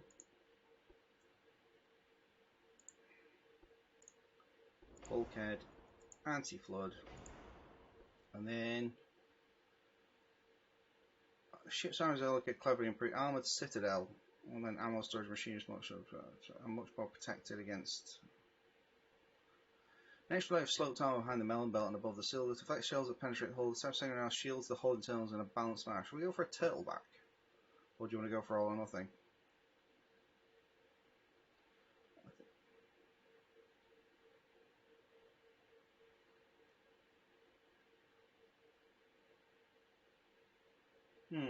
I'm thinking we'll go for turtleback because we'll be relatively long range. So it's slab-sided armor, and we've got. I think we'll just go for default shells. We'll go for an increased load of them. Let's have white powder for the range.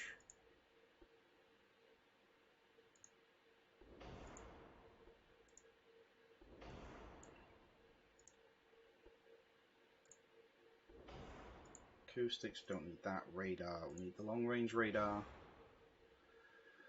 Right, so range, we'll drop that down to short. Bulkheads, we'll have that. Now got 3,000 tons of armour that we can.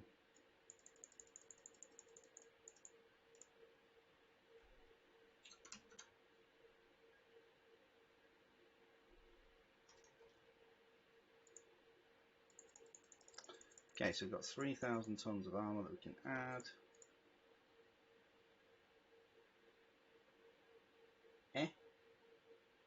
If my FC is good. My fleet command, I take it, being. I have no idea. Oh, fire control, sorry. Fire control is good, yeah, I've got the good fire control. Range very short. Speed, I'm going to drop the speed down to 20 knots. Yeah, 24, sorry. Drop that to 24. Oops. Deck armor is incredibly weight. So we can have a 10-inch deck. I think a 10-inch deck is going to be more than enough, to be honest. Belt extended.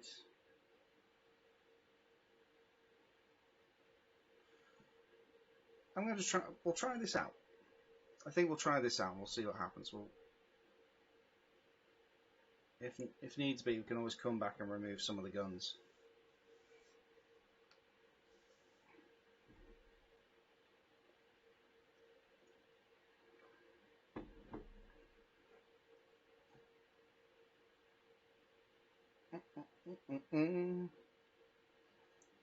So yeah, let's see what we can do with this, shall we? I think it's going to be a lot of fun. Even if it doesn't work, it's still going to be entertaining. But yeah, I think the idea that we were going to have is we were going to have a battleship that was basically what was it now? Oh yeah, it was basically going to be just 2 large gun turrets and then just as much armor as we could cram onto it. That will be the next one. I wanted to build a ship that was going to be like relatively usable, but the next one's just going to be a turtle. Just an armoured block that floats.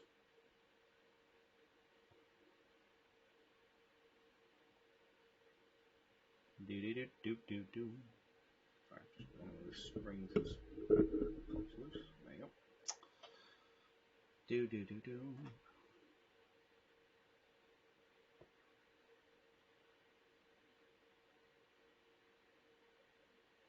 Let us have a go and blow you through the water. Do do do do do do do do do. I have actually missed playing this game really because it's quite. I've always found it really entertaining. Sorry about that.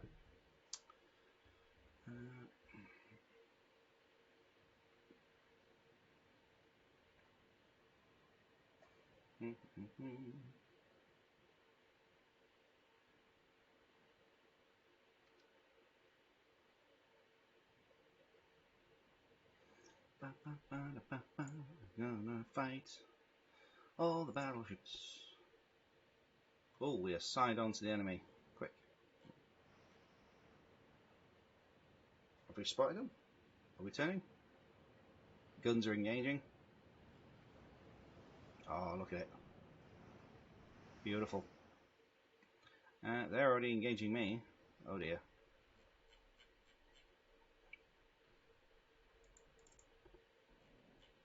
They're going in the opposite direction. They look to be. Oh, they look to be the same kind of ships that I've got.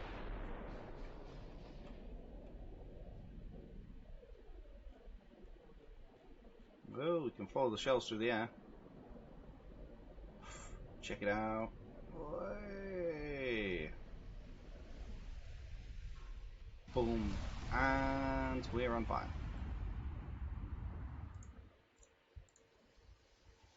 The Charles, this is not a Charles Martel. This is not what it is.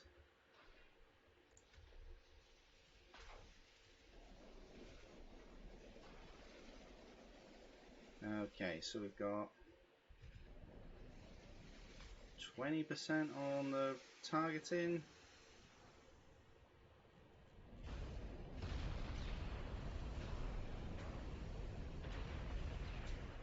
Are we going to fire? Oh, no, we're not going to fire because we're taking far too long to reload. So let's just speed that up a little bit.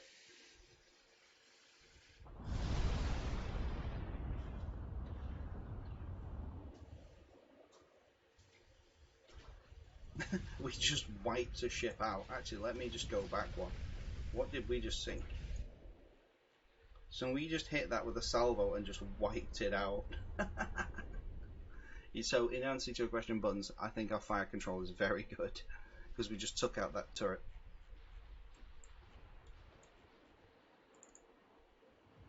But we are taking heavy hits, which is problematic. Let's just speed it up until we reload.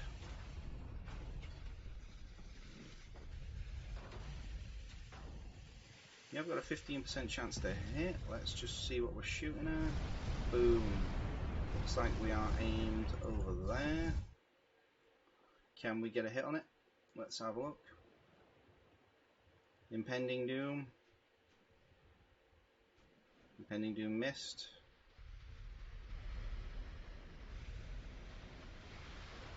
Oh, we managed to get... No, we didn't hit at all. Not a single sausage. So this ship is...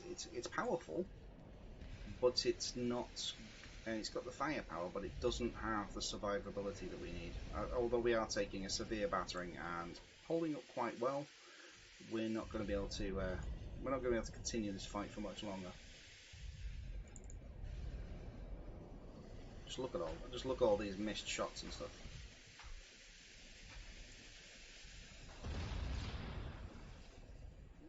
So we are reloading again. What are we aiming at? Still aiming over there. Again, impending doom. Let's see. We should have a better firing solution now. Come on. No, nothing at all. See, look, the amount of fire that's coming in. We're just not able to handle that.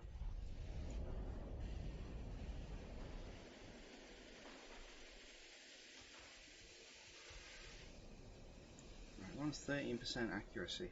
Come on, we can do this. Let's run into 5, so we're close to shooting again. Boom. Come on, we can do this. We've got to be able to hit it. It's going wide again by the looks of it, although some of the shots are inbound. No, nothing at all. That's absolutely shocking. Yeah, so we are getting absolutely pummeled. Right, I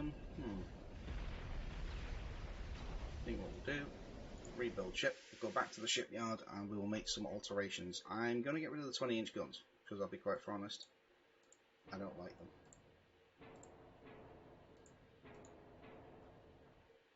What I'm thinking of doing is we'll go for second main guns, centerline guns, 18s, and quads.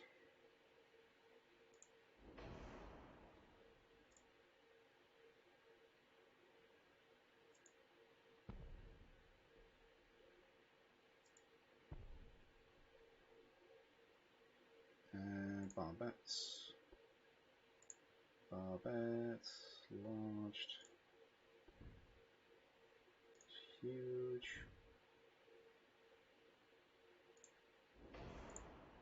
main guns, come on,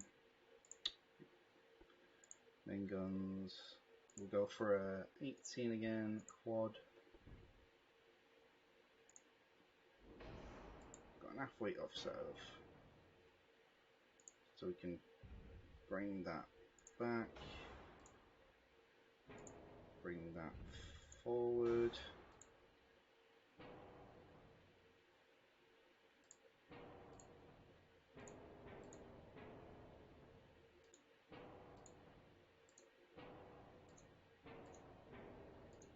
Right, so these smaller guns are basically pointless to a degree.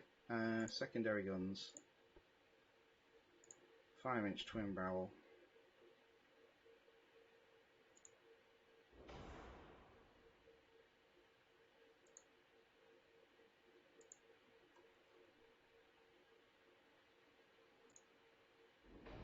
There we go, let's get some 5-inch twin barrels in there. So we can get at least some decent sized guns on the go. What's the range on those? Anyway, maximum range 11.8 kilometers.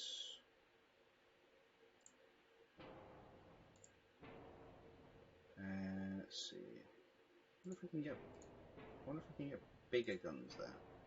Let's see if we can. So we'll go back to secondary. So let's see if we can get some 6-inch doubles. Oh yeah, we could. So we can have a pair of 6-inch doubles there. Okay, so those there.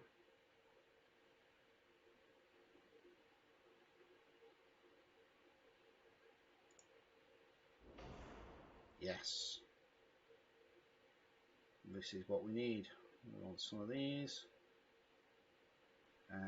Then we're going to go back to the 4s. We'll go for the triple barrels.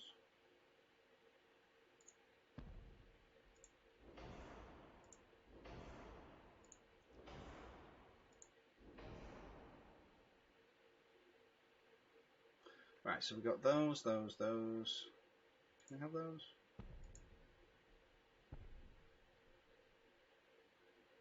Right, so we can have those.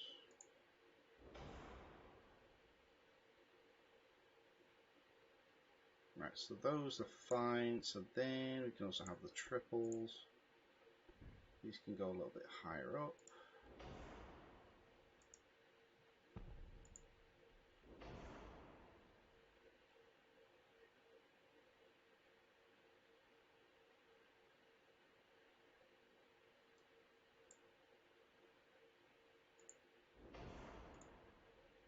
Right, so those are going there.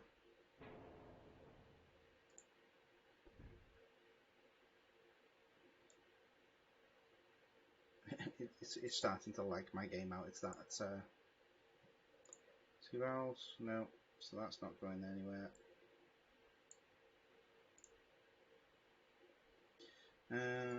Right, so yeah, I think 3-inch is about as small as we want to go for those. So where are we at now? We've still got plenty more. So if we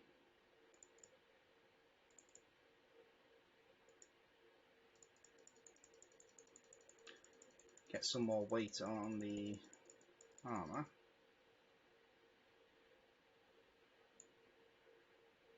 Oops.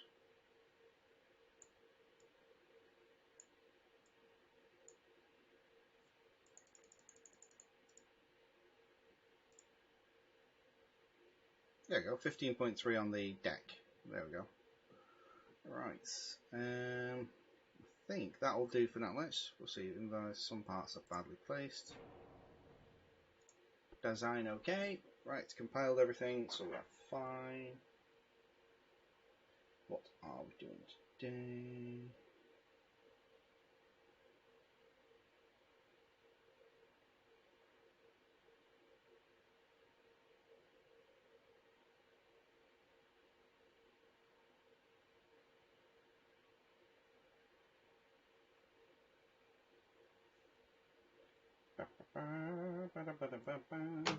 Ooh, looks like a hoss has followed me as well. Excellent, thank you very much. Right, click to continue. Let's go. Let's see what our super ship does. And in it, right, so base.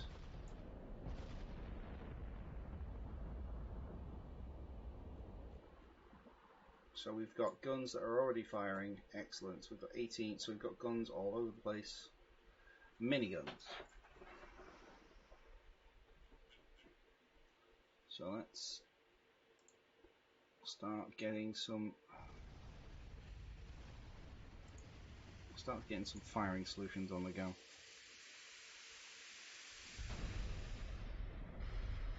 Alright, well we're getting 0 penetrations. Bounce, bounce. Yes.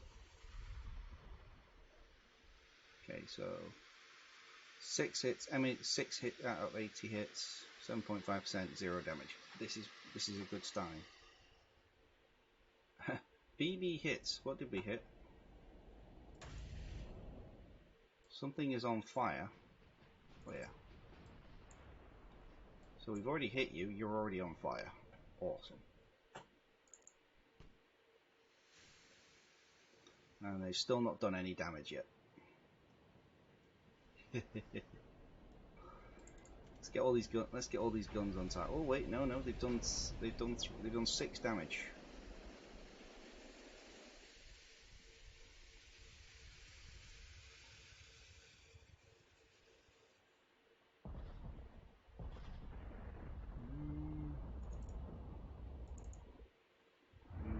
Okay, impending doom. Oh, that's looking good. It's looking good. Ooh, just short, literally like a couple of feet at best. Right, we are starting to take damage now. I think the problem is because we're actually angling so that our deck is now at a better angle to hit. But that's fine. Oh, we got our 6-inch guns involved. That's good.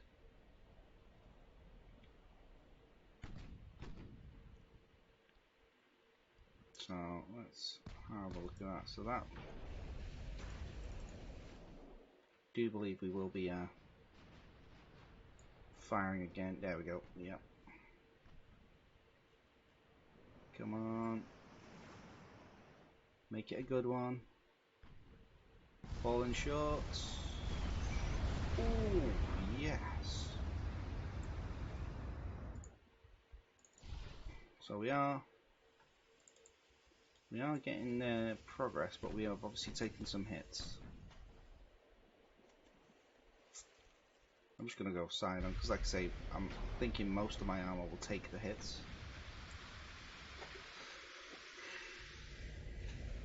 We just need to be...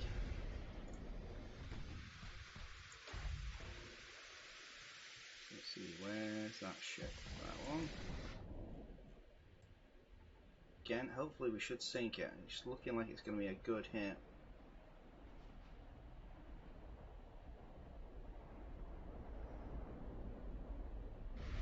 Oh, we've struggled it, but other than that we've been fine. Oh, we've got some hits. Not all of them, but some of them.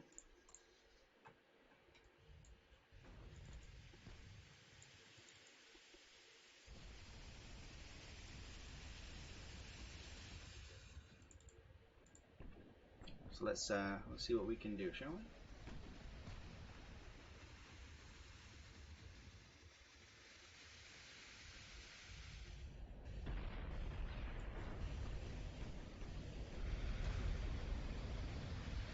Okay, so we are taking serious damage now, but we are dishing it out at an angle, but it shouldn't matter.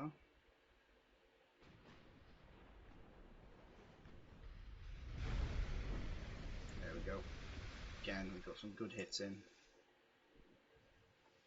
but we are going to go down. Again, we've not got enough armour.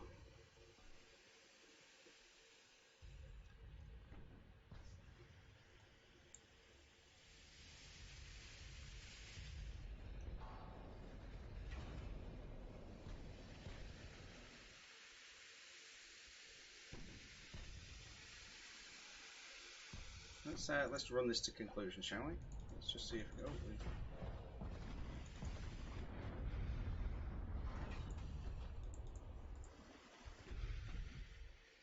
see if we can take a couple of them out before we sink. We should be able to at least take out. There we go. Flooding. Yeah, we're going to get absolutely mullered at this point.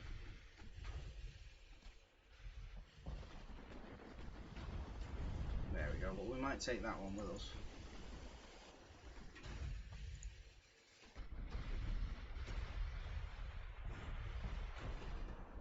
Yeah, sinking. There we go. So it's a decent enough design, again, against superior odds. You know, you are gonna struggle to win.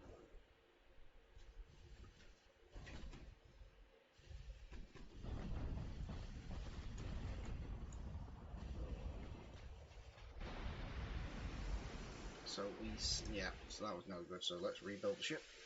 We'll take off one of the turrets and then we'll add some more armor. I'm thinking we'll remove the rear turret.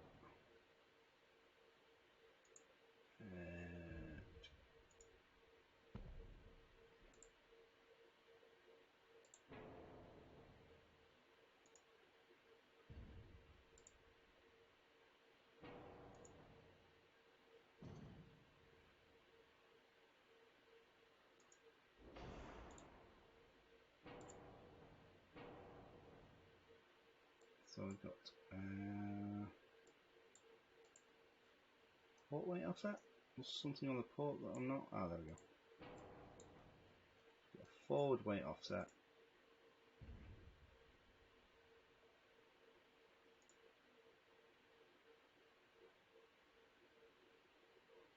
Right, so let's get rid of this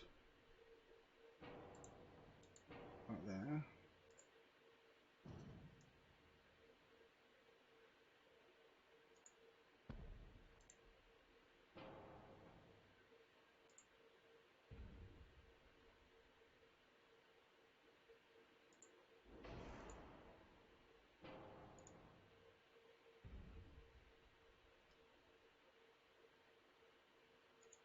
I think that's about as close to balance as I'm going to get it.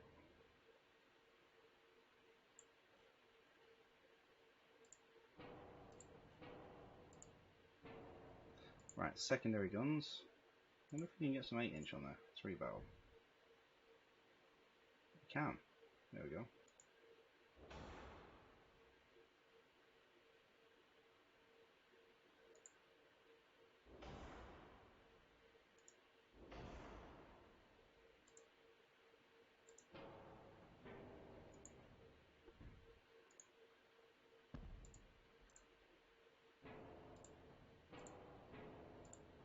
Okay, so that's, yeah, we can't have, so we can at least have 3 barrels there, and then 3 barrels there.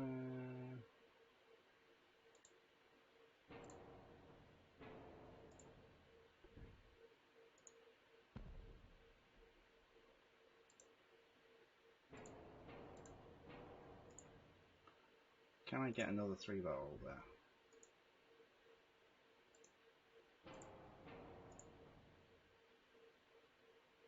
Right, what I'll have to do is I'll go for an 8-inch there, and then I can get a 6-inch up there.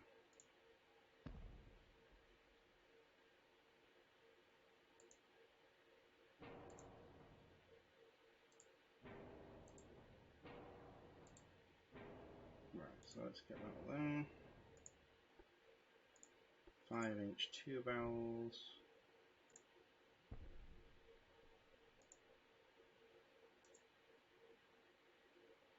Nope, it's wrong. So we've got 4-inch 4 barrel.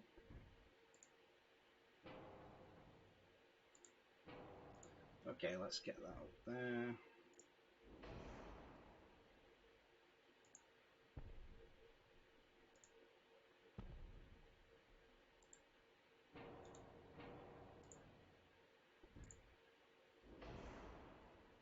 There we go.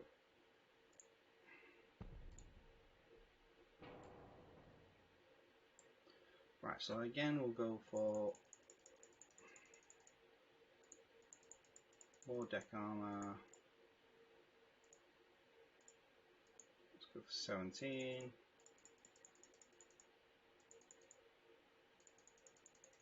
Go for 18-inch belts. Belt extended, we'll take that up to deck extended, we'll take that up to what, 5?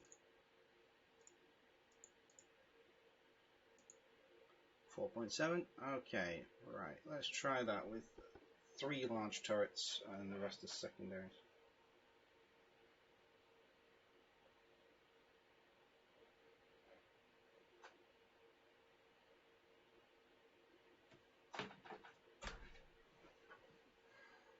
Okay, I'll probably give this because it's getting on for about 3 in the morning. So what I'm going to do is we'll give this battle, see how well we do with this one, and then I think we'll call it a day. I think it's been a fun stream. Like I said, starting off with Sprocket with the tank creator, that evolved into Ultimate Admiral Dreadnaughts, which again is another fabulous game. I do recommend anyone buys it. You can get it on Steam now, I think, but I bought it directly from the developer on their main website. So it is still in alpha, so it's not been released yet, so you're getting a copy of the alpha effectively. So right, we are facing the wrong way. Oh, come on, let's turn around.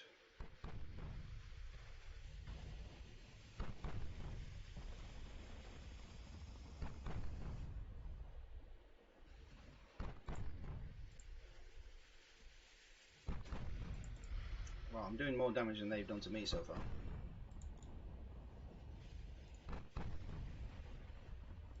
Yep.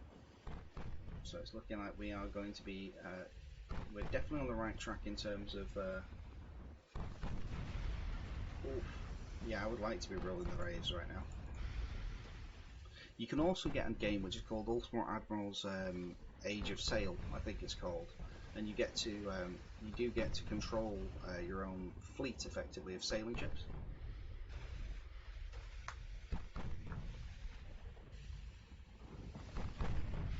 Let's drop this down to real time.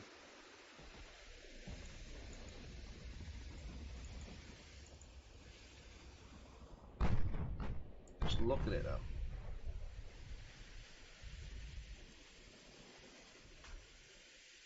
It is just a really beautiful game.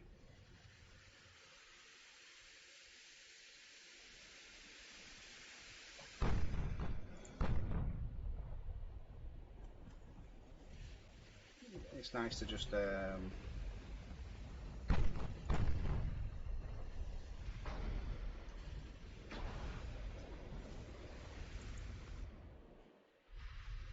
that's the one we're currently aiming at. It seems to be almost a copy of the ship we've got. Well, it's not quite, but it's got the same sort of turret layout.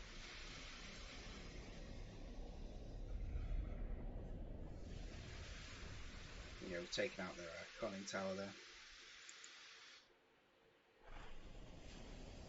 So our survivability is up. We are taking the damage a lot better. We appear to be dishing it out as well.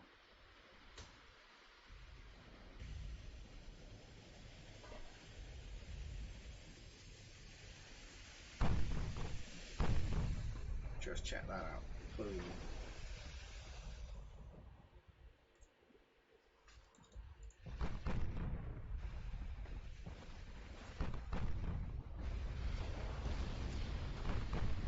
Yeah, so we've now got a pretty significant force that we're fighting against. We are slowly doing damage against this particular battleship. We are giving it a good kicking.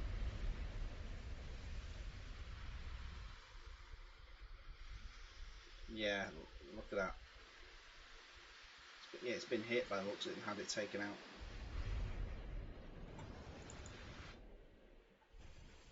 So we are handling the... So as the guns reload, they drop the barrels down and they come back into... and then they start firing. Yeah, so they lower down to the right level to reload.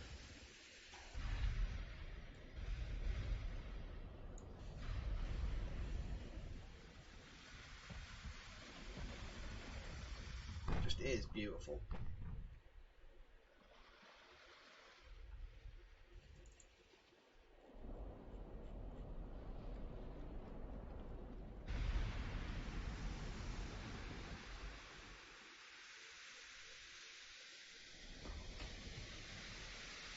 I think, is that their flagship? I would take it.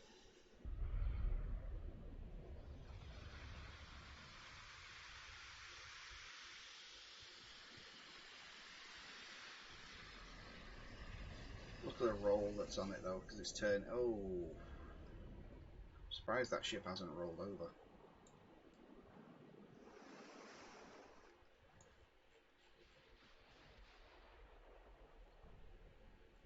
Look at it, it's just so low in the water, just twisted right over.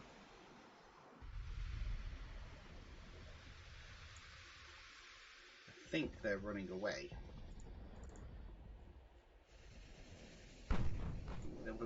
We've done more damage than we're taking in. That's the best part. So the design is clearly improved.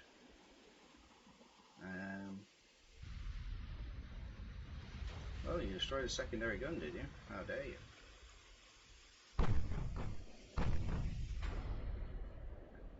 So we've got that.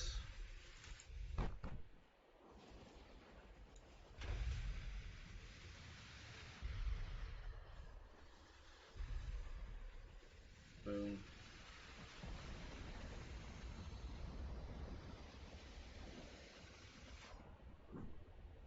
So that's Truxton. Yeah, there we go. So it's on fire. It looks like they're making a hasty retreat.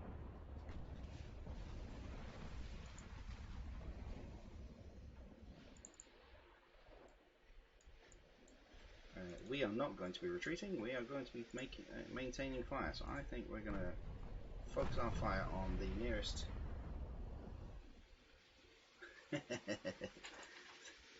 The admiral is no more. That admiral is no longer ultimate.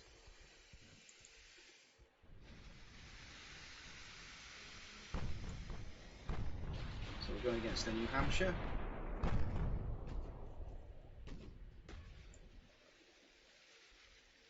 It is a beautiful game though, isn't it? I mean, it doesn't really require me to give any commentary on how good it looks. Although it is, I think it is cooking my PC at the moment.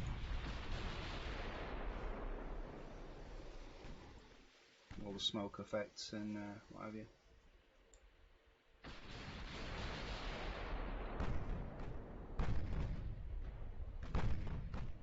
Ooh. Come on.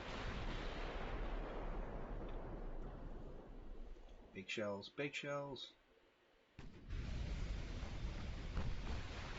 I do believe there is. I'm not sure if there was. I think it was an admiral. I'm not sure. Well, it might have been. I can't remember off the top of my head. I know that obviously there was definitely a captain. I don't think there was an admiral because it wasn't. Although it was a battle, it wasn't a battle squadron. It was a battle squadron in a way because it was two ships and a couple of cruisers. So I imagine there would have been an admiral.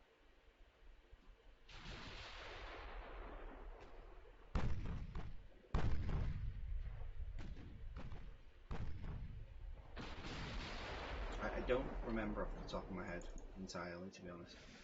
Right, so we are making progress whittling away that battle cruiser.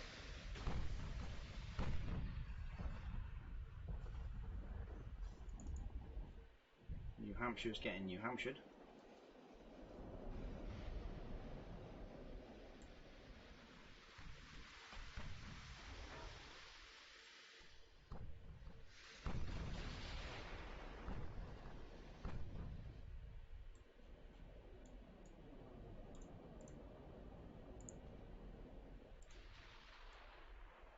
I'm thinking I'm just going to start spreading the fire around, because obviously those cruisers are running away, so they're less of a danger to me. I can start putting some fire onto things like this.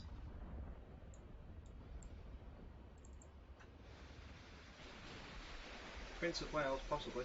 I mean, although the Hood was the flagship of the British Navy at one point, and I think she was at the time, she was the most powerful ship that they had, to a degree. Because she was a battle cruiser, but she was effectively she was the original fast battleship in a way, because she was as fast as a battle cruiser. She was as fast as a cruiser, but she had the firepower and armament of a battleship. It's very ambiguous the way that the British Navy classified their ships, because we always called them battle cruisers when really it was a fast battleship. But we called them battle cruisers because their main role was to be a cruiser killer rather than a front. Well, they were still a frontline unit, but they were mainly for.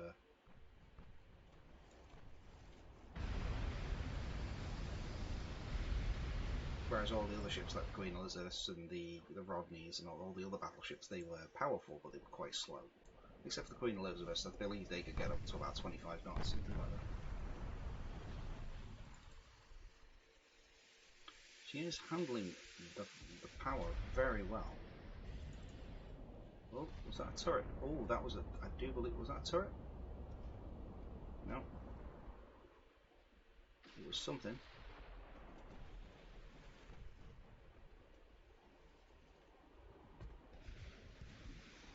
Oh, we're taking on the Iowa.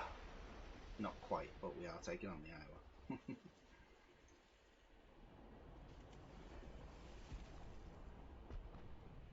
Yeah, so we're at the point where I think our armour is being defeated.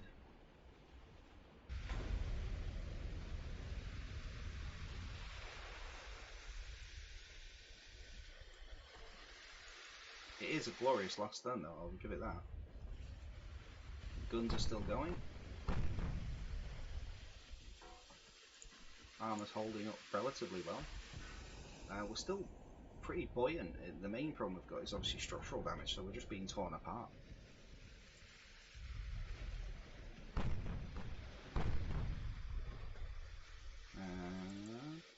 Come on. We're just missing because of the relative speeds of the two ships. So it's almost like we're aiming behind where it is. Come on. Oh, that was actually pretty. That was a pretty decent hit, actually.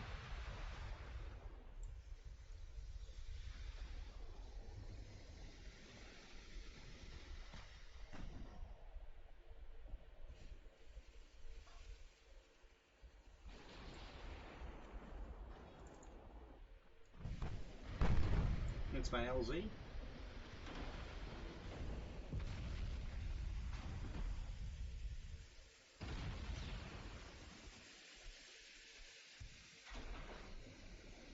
Not quite sure what you mean there. My landing zone?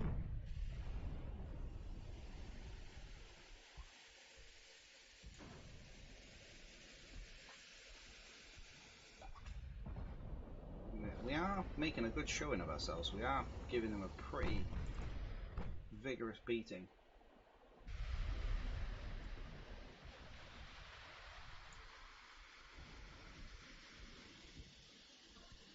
But I have a feeling that we will be going down shortly. Oh, immunity zone. Ah, no.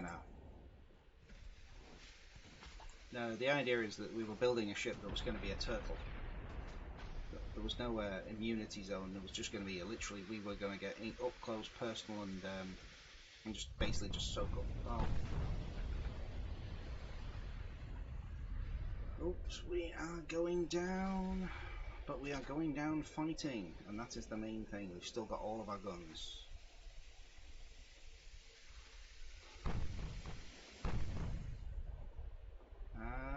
Come on. 0.2% structure. Oh no, we've practically put out the fires as well, which is funny. 0.1. Come on, can we take the Iowa with us? Oh, we almost took the Iowa. Let's not retry that one. So yeah, that was interesting. I think if we had just a little bit more armor, we could have basically been immune to most of that firepower. I wonder what if we had that same ship and we put it against a couple of like 1910s battleships and 3 dreadnaughts. That'd be quite fun.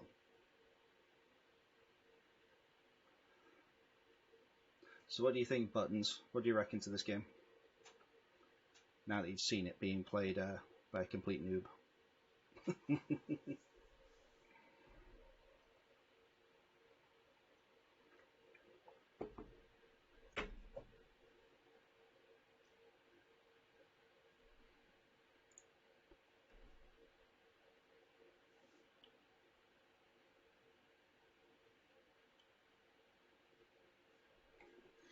Well, I like the fact that it's called Modern Battleship, but it's clearly not, because there's no such thing as a modern battleship. Modernised dreadnought.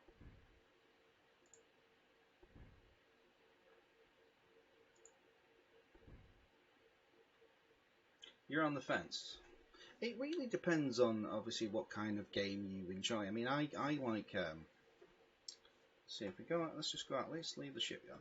I mean, obviously I'm just messing around. So because I find that hilarious. But if you wanted to, like I say, you can go down. Like for example, you can make a monitor class vessel. Free dreadnought conflict.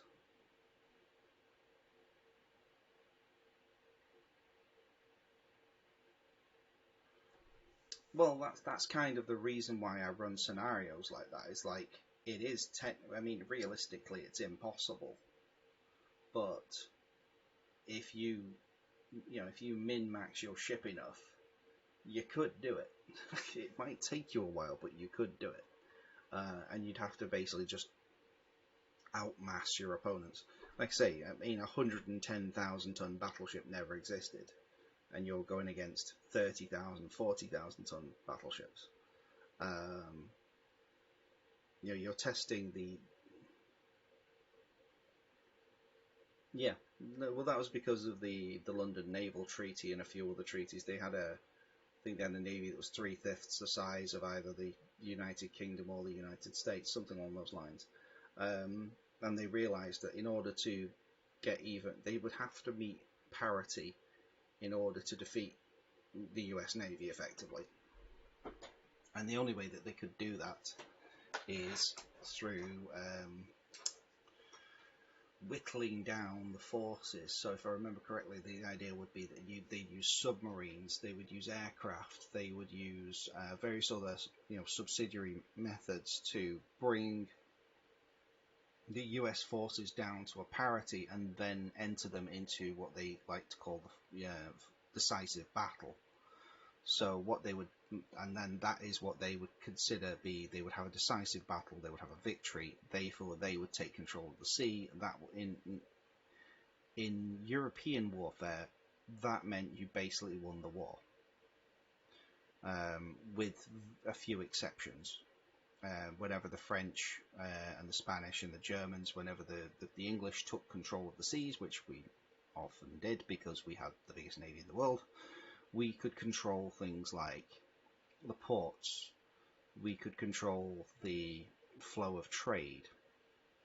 The problem with the Japanese strategy is that, yes, okay, they could bring the navy to a decisive battle, but the problem they'd have is that the Americans could produce more ships, could just outright produce their losses in a scale of time that the Japanese never could.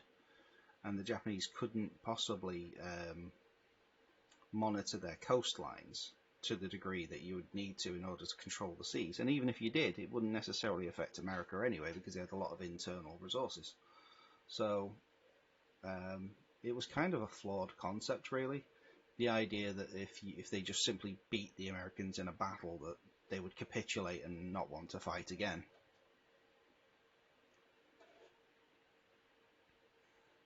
Which if anyone knows any Americans, that they never back down from a fight. Especially if they lose the first time round, they will come back with a vengeance. With a vengeance. And, yeah.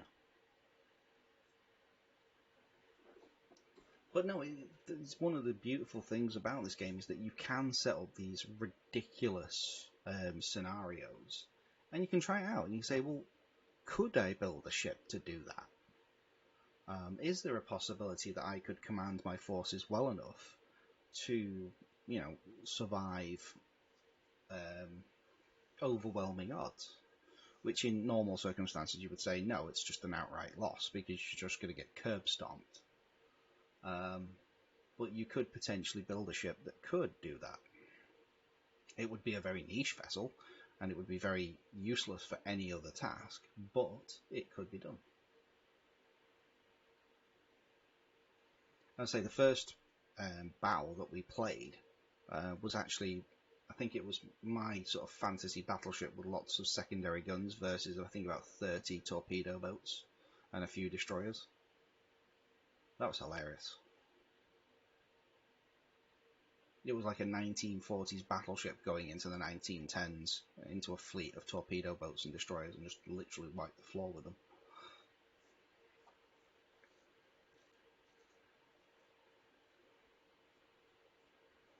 So, as I say, is if you want, yeah, they did. The secondary battery did most of the work because the main guns, even though they were only 13-inch, over-penetrated every time.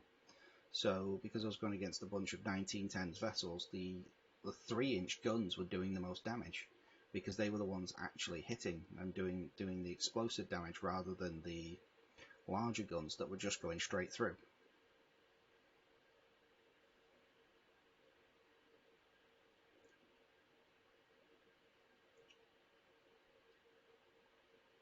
Yeah, the guns do then assign tasks, so you would use your secondary batteries to deal with smaller vessels. And you can, in fact, if I remember correctly, you could get your main guns to focus on things like your battleships. No, well, the secondary battery would help to a degree in terms of like setting fires and things like that. So because you obviously can do damage by setting fires, which is a good way of trying to cause cook-offs of the ammunition and just generally whittling away the structural integrity of your enemy. But in general circumstances, yeah, they're not particularly useful as a specific sort of ship killer. They're very good against, obviously, if you're fending off destroyers or light cruisers. They will, obviously, because they're the same caliber guns that those ships would carry, so they can be very good to defeat the armor from them.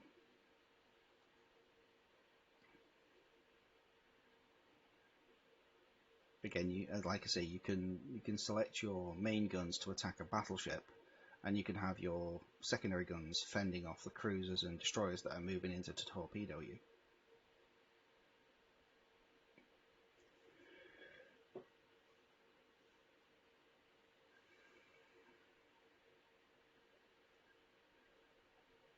Sorry about that, I was just getting a little bit tired, I think. But I do like to have a little chat after I've played the game for a little while. I personally would recommend this game if you enjoy the kind of game that it is, where it's just there's an element of free play to it. There is obviously not a campaign as such, but there is the Naval Academy to teach you. I'm hoping when the full game comes out, there will be a campaign. Well, it's been nice to meet you, Buttons. I hope you have a wonderful evening, or the rest of your night, in fact. And I'll say, catch me on Twitter. Or yes, Potato. I know you do. You do like to come up with sort of rude names for things. Oh, I have an update for you, Potato, in Space Engineers. You know that ship that I captured? Well, yeah, it's not going to space anymore. It's never going to space again. I'm sorry.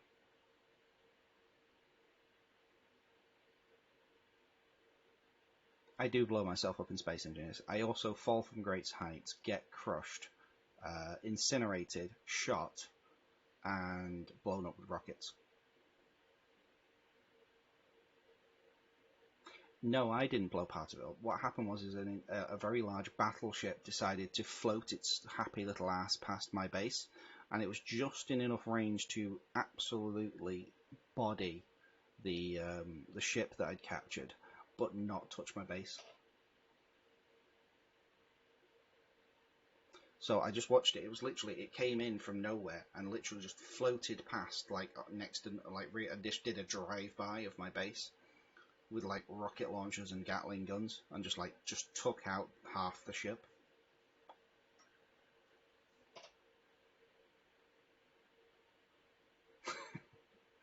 It's just a drive-by shoot.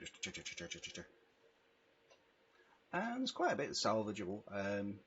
I ended up reverting a save a few minutes prior, so it most likely will happen again. Because I was gonna try and see if I could stop it. But no, it is like Thanos, inevitable. It's just got too much armor. It's too big. I can't build enough guns in enough time to take it down. Fortunately, though, there's an entire valley full of ships that have crash landed that I could potentially pilfer. So I may make that my mission to do with a few drones and such.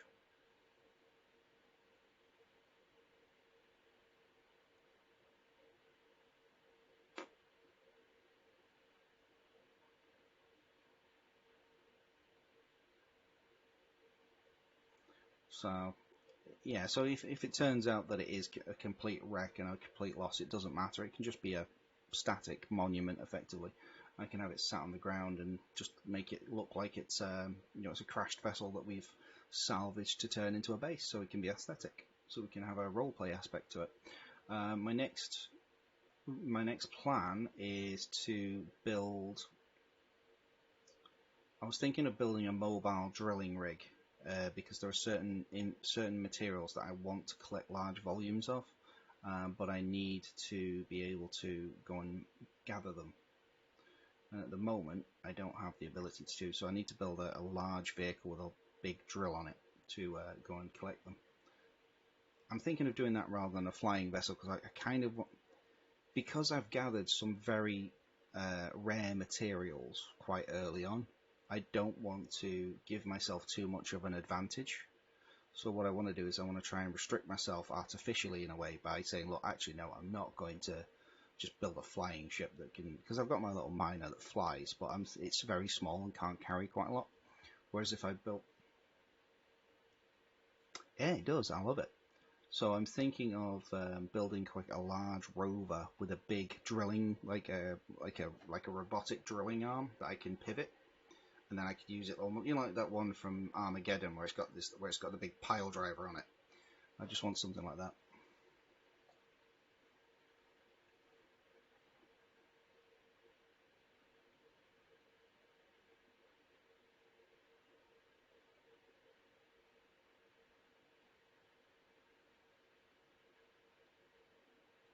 Burp.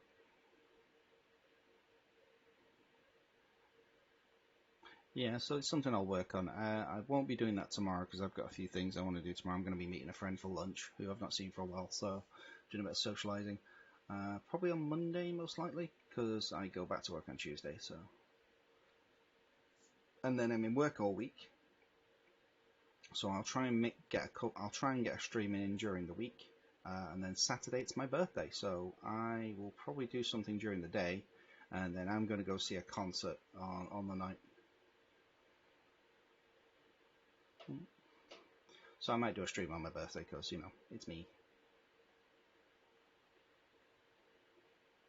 Birthday, yes. Does that mean you're going to make me a potato cake?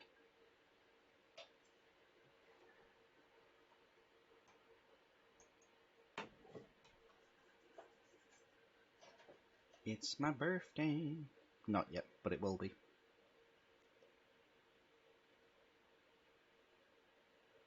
Yeah, but that's next week anyway, so I'm not going to worry about that. So, I'm going to leave everything there because it's just gone 3 in the morning. and I have a busy day ahead of me today with lots of food. Plus I have what's left of a Chinese in the microwave, which is waiting for me. I think the next game I might play will either be Space Engineers, or I might actually showcase Aliens Fireteam, because that looks pretty cool. I'll also, in the meantime, while I'm offline, I'll probably end up playing Sprocket quite a bit, just trying to get it to work.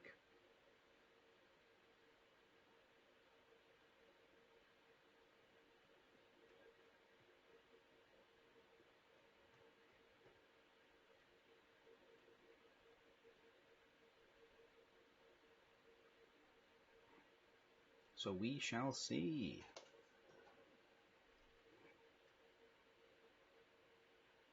It was the tank game that I was playing before, where I was making tanks.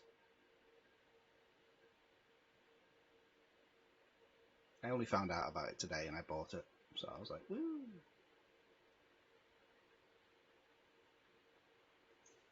I get to build tanks! Yay!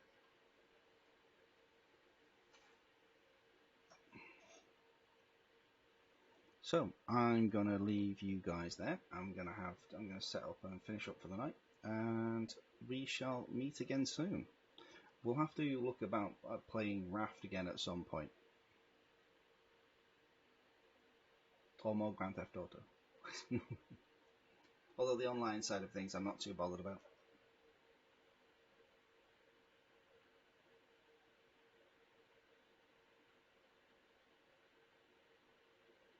But like I say, I'm looking forward to playing Aliens Fireteam, because it's apparently like Left 4 Dead, but with aliens, which sounds awesome. And pulse rifles. Nerf have released a pulse rifle Nerf gun. It's £99. I want one.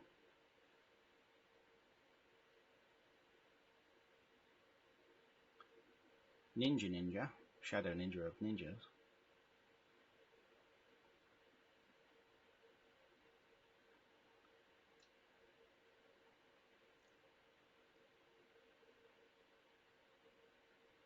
Is it the one that's not been released yet?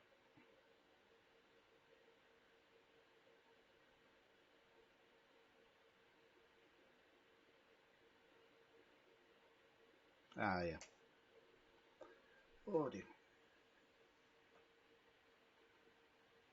Oh, right. Well, I'm going to leave you guys there. Hope you all had a wonderful evening, and I will catch you again soon. Like I say, I'll keep things updated on Twitter. I need to probably update my Facebook page at some point. I've not posted on there for a while either. It's always the social media side is something I always forget to do. Anyway, I'll take care, and I will be back soon. So I hope you all have a wonderful night. Take care, guys.